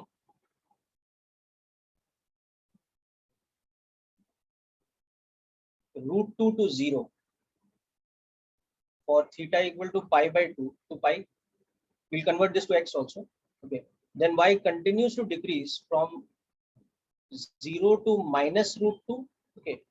For theta going from pi to 3 pi by 2. And finally, it increases from minus root 2 to 0 for theta going from 3 pi by 2 to 2 pi. Okay, this is clear, this analysis? Yes. Right. Now we have to just convert this to x. You know? Whatever analysis we got for theta, convert this to x. So x minus pi by 4 is greater than 0, less than pi by 2. So that means x is greater than pi by 4, less than pi by 4. So this is not giving us anything immediately. Okay. Then here x minus pi by 4 is greater than pi by 2 and less than pi. So that means x is greater than pi by 4, less than 3 pi by 4. Okay. So now you can see that this interval is x belonging to 45 to 135 degrees. Okay. Then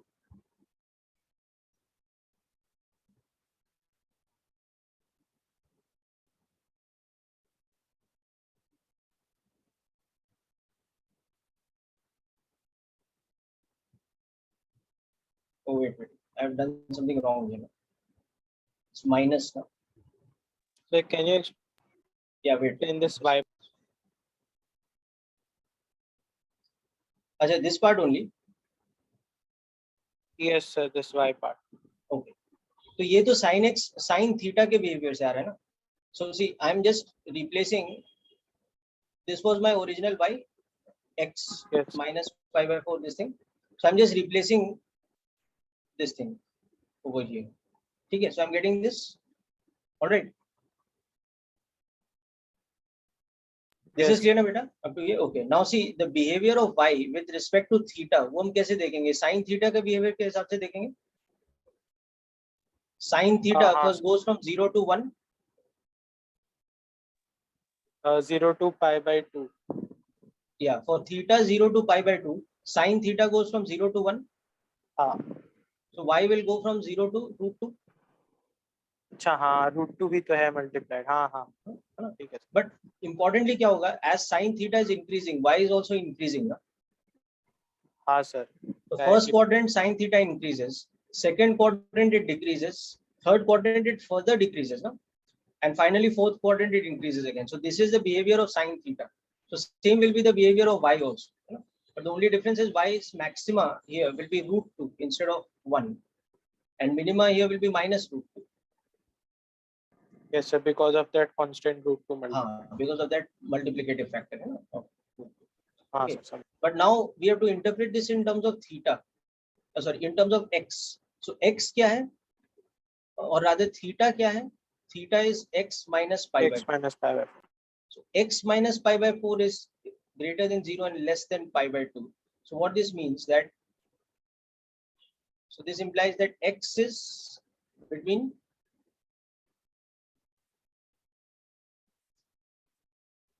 pi by 4 and 3 pi by 4. So that means x belonging to 45 to this thing 135. What is happening to the function? Y is increasing. Yes. Okay. Then x minus pi by 4 going from, I can combine these two intervals actually. So this whole thing is decreasing. So theta going from pi by 2 to 3 pi by 2. Y is decreasing. Okay. So this is going from pi by 2 to 3 pi by 2. That means x is going from pi by 2 plus pi by 4. So that's 3 pi by 4, right up to 3 pi by 2 plus pi by 4. So that's 270 plus 45. So that's 350 only, or 7 pi by 4. Or basically that means that x belonging to 135 to 315, y is decreasing. Okay. And then this final part, x minus pi by 4 going from 3 pi by 2 to 2 pi. So that means x going from 7 pi by 4 to 2 pi plus pi by 4. Okay, so that is going to be actually, we can take it as equivalent to pi by 4. We are back to first quadrant. So this we can write as x belonging to 315 to 360 union with 360 to 45. Understood? No? So union 0 to 45, right? So 360 is equivalent to 0. Actually, we should write this as union with 360 to 360 plus 45, but that's equivalent to 0 to 45. Okay. So if you remember, this is the intervals that we had got earlier also. 0 to 45, the function was increasing. Okay. Then 45 all the way to 315, the function was decreasing. Okay. And then again 300 to, it was increasing. So here you can see I've done it without even using differentiation.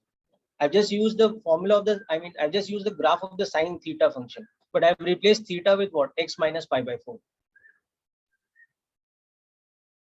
Sir, Understood? it is increasing till 135 degree, not decreasing from 45. It is increasing till 135 degrees. Sorry, yeah, fine. In the number line, this should be 135. So first quadrant and part of second quadrant, it is increasing. Then part of second quadrant, entire third quadrant, and part of fourth quadrant, it is decreasing. And final part of fourth quadrant, again, it is increasing. Yes.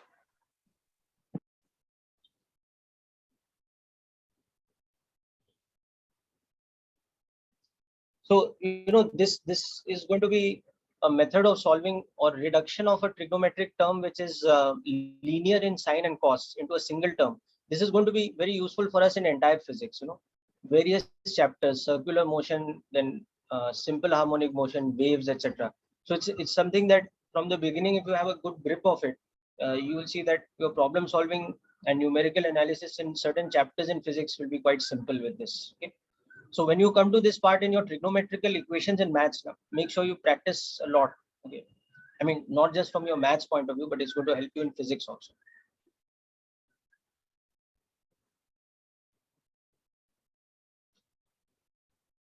And therefore, anytime we have a function which is a linear expression in sine and cos, we don't actually need to use differentiation to analyze the function. We can just reduce that into a single sine term or a single cos term and analyze it graphically.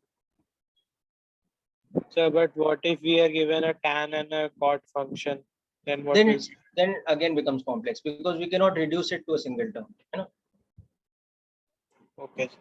Or for example, that function we had taken that day, which was sine square x plus minus sine x or sine square x plus cos x or something like that. We cannot reduce it so simply, right? Yes. So this is a manipulation method that is specific to that type of expression, which is linear in sine and cos. Now, there should be no other term. It should be linear in sine and cos.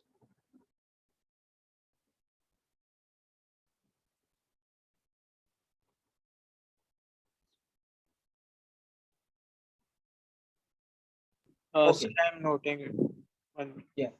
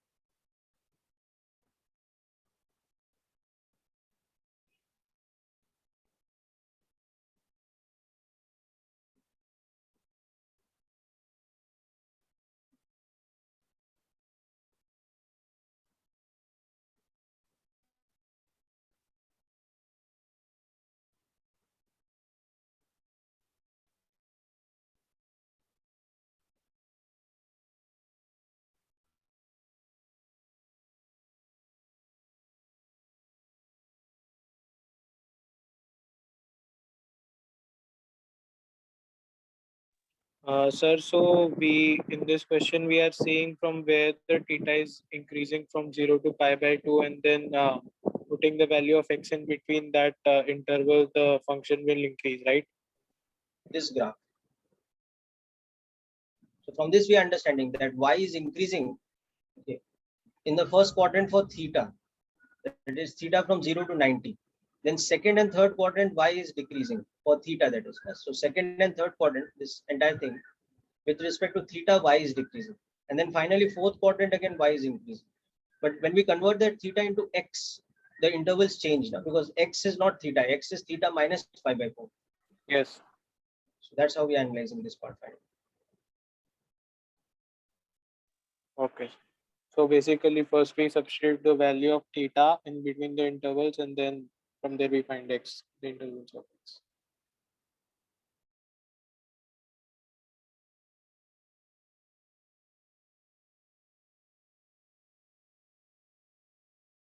E part quickly. So I think the function was x upon something, right? Root of just a moment. Yeah, x upon root of 1 plus x squared. That was the function. And again, we had to find the intervals of x for y to be increasing or y to be decreasing with respect to x. Okay. So again, same method, you differentiate, but this time when you differentiate, it's a bit of a big job because you have to apply the quotient rule. We don't have really any other option. So denominator into differential of numerator minus numerator into differential of denominator. So I'll do this in the next step. So in fact, also just for the sake of uniformity, write it like this: d by dx of x divided by the denominator whole square. So this is square root of 1 plus x square into 1 minus, now when I differentiate this term, I have to use chain rule.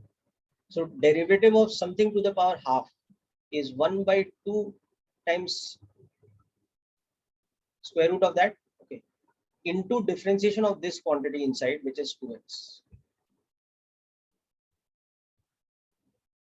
And this becomes 1 plus x square.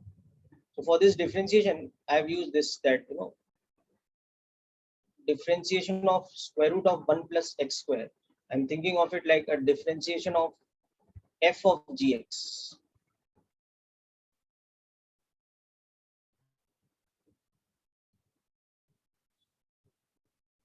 Where f is the square root function and g is the 1 plus x square function. So it becomes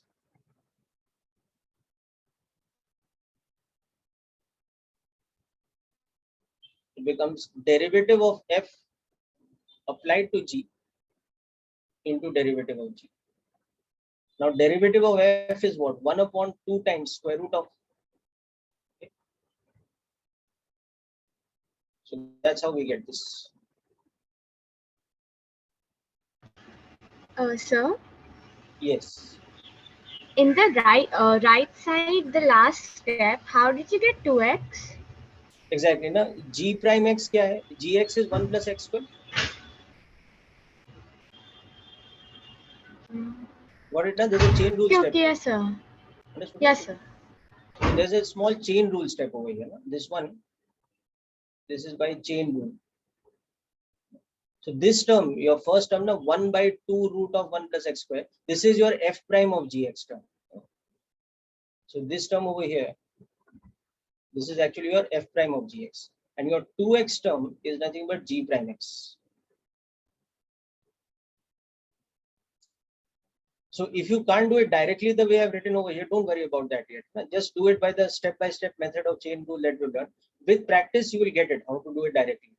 It will automatically come with practice. Just make sure that you are clear about each step. That's the more important thing.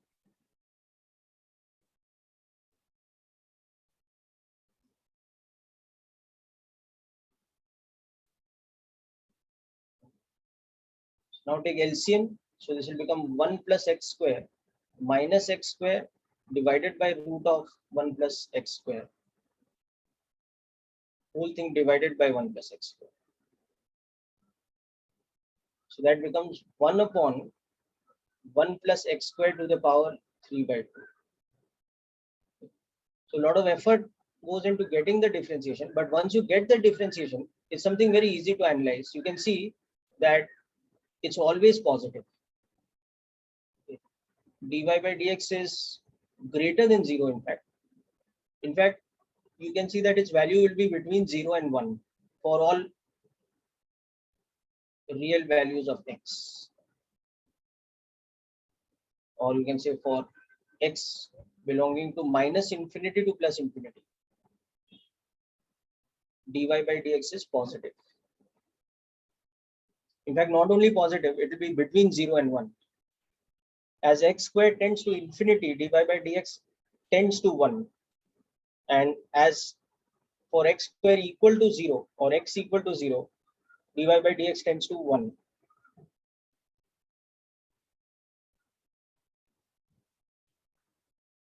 So if you look at this more closely, you can see that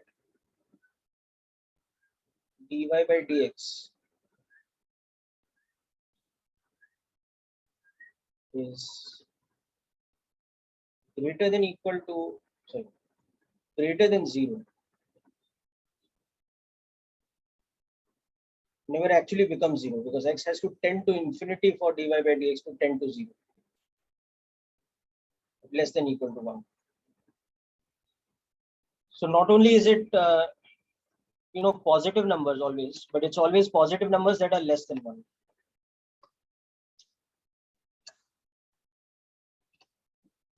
So that means the function is always increasing. Dy by dx is positive for all x. That means y is increasing with respect to x for all x.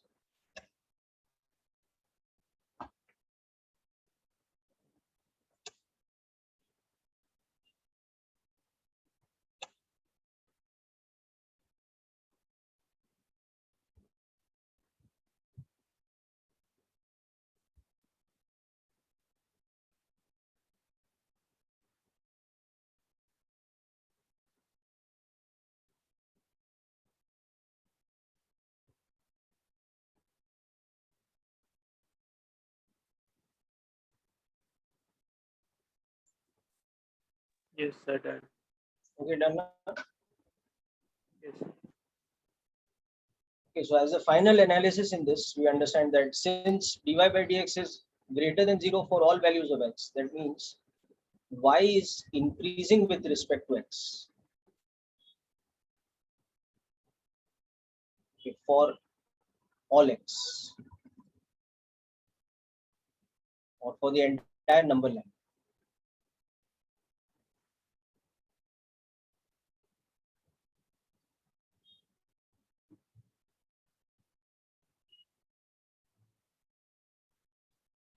So in this question, no need to use the number line method also, right?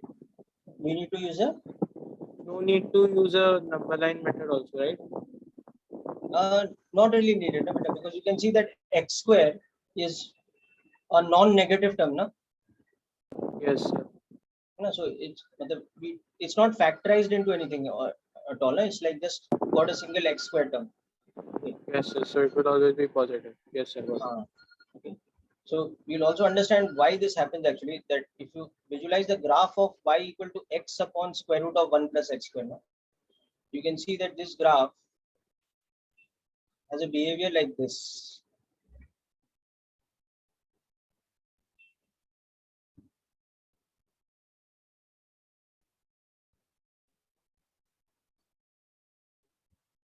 It's always increasing.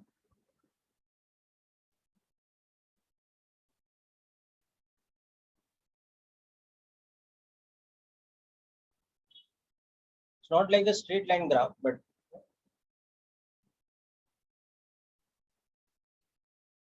actually it's not like this.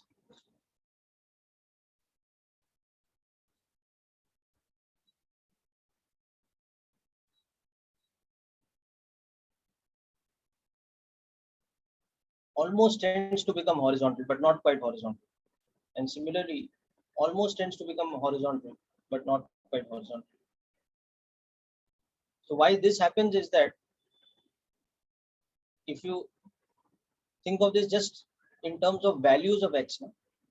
You can see for this function, for x tending to 0, for small values of x, okay, x square can be neglected compared to 1. So y is approximately equal to x only.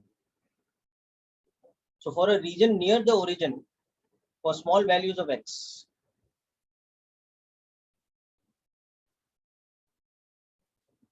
the function is more or less like the linear function y equal to x. So that's why near the origin, the graph is like a straight line y equal to x. Okay. But also for very large values of x,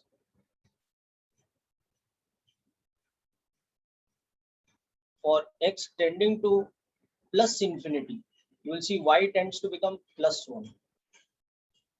Because it's infinity upon infinity. Okay. Or for x tending to infinity, square root of 1 plus x square can be approximated as square root of x square, which is x. Because 1 is negligible compared to x square. I think of x like a number like 10,000 or 10 billion or something. So x square is 10 billion square. So 10 billion. Okay. So compared to that, 1 is negligible. No? So we can equate 1 plus x square more or less as x square. So square root of x square is mod of x. Okay. Whereas for x tending to minus infinity, okay, again square root of 1 plus x square is mod x. So therefore y, which is x upon square root of 1 plus x square, tends to become x upon mod x, which is minus 1 when it's infinity, when it's negative infinity.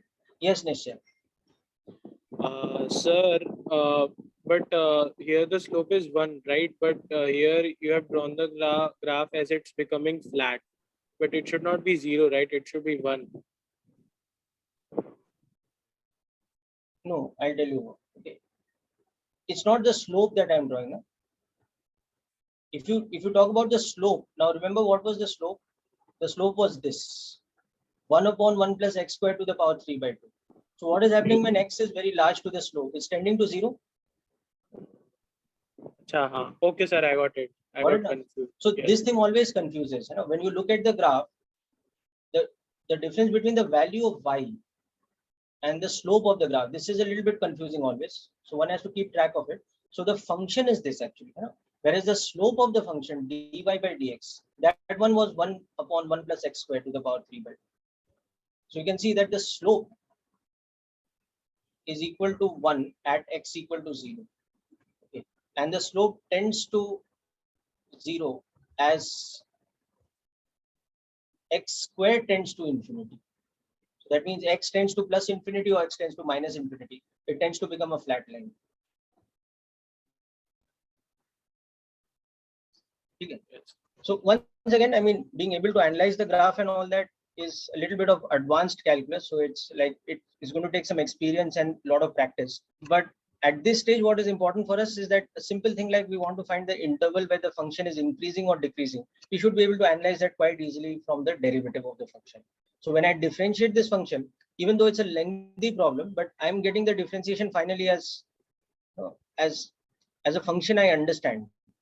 1 upon 1 plus x squared to the power 3 by 2. Now, when I say I understand this function, I mean that it's very easy to understand that this function is always a positive quantity. Whatever the value of x, the value of dy by dx will always be positive. So that is telling me that whatever the shape of the graph, it doesn't matter, but y is always increasing with respect to x. And finally, when I also analyze the graph, I can see the logic graphically of why that's happening. Because the function is behaving like this. So it's what we call a monotonic function. It has a same kind of behavior everywhere, that the function is increasing all over. It's not increasing, then decreasing, then increasing like that. So it's what is called a monotonic function. So next lecture, we will also look at this definition more closely, that what is a non-monotonic function and what is a monotonic function. And finally, we'll look at maxima and minima very closely. Okay, so that's it for today's session, people. Now, about your upcoming test on Sunday, as I've told you before, that it's going to be only up to methods of differentiation. So practice chain rule, quotient rule, product rule, differentiation of all types of functions like trigonometric functions, exponential functions, composite functions involving these. Okay. So the first 3 worksheets, basically, that is the important part. Yes, Janvi. Sir, I kept raising my hand twice and you kept answering the doubts. Sorry? Sir, whatever doubt I was thinking Achha, of, I've answered the question. was answered. Okay, good. So you were asking about the test only, na, coming up? Yes, sir. First it was about the test, then it was about the worksheets. Okay, yeah. So just practice revise the first 3 worksheets carefully. Okay. If you have some doubt in any question still, you can always message me or let me know. I'll help you out. Okay. Yeah, Nishya. Sir, application of derivatives aayega kya? A simple type, like that area and volume type we had done in worksheet along with worksheet 3, right? Ye lamp wala nahi aayega na? Yeah, this type will not come. Constraint relation type will not come, just as a rate measurer, that kind of thing, right? Okay, sir. Thank you, sir. Bye, sir. Okay. Bye, sir. Thank you, sir. Okay. Bye, sir. Thank you, sir. Thank you. Bye, sir. Revise properly and do well in the test. Okay. Yes. Yes. No one आएगा कि like where is the function increasing or where is the function decreasing, like? No, not in this test, beta. That will be in the next test. And the behavior of the function from differentiation, that will be in the next test. No? Okay, sir. Thank you, sir. Okay, beta.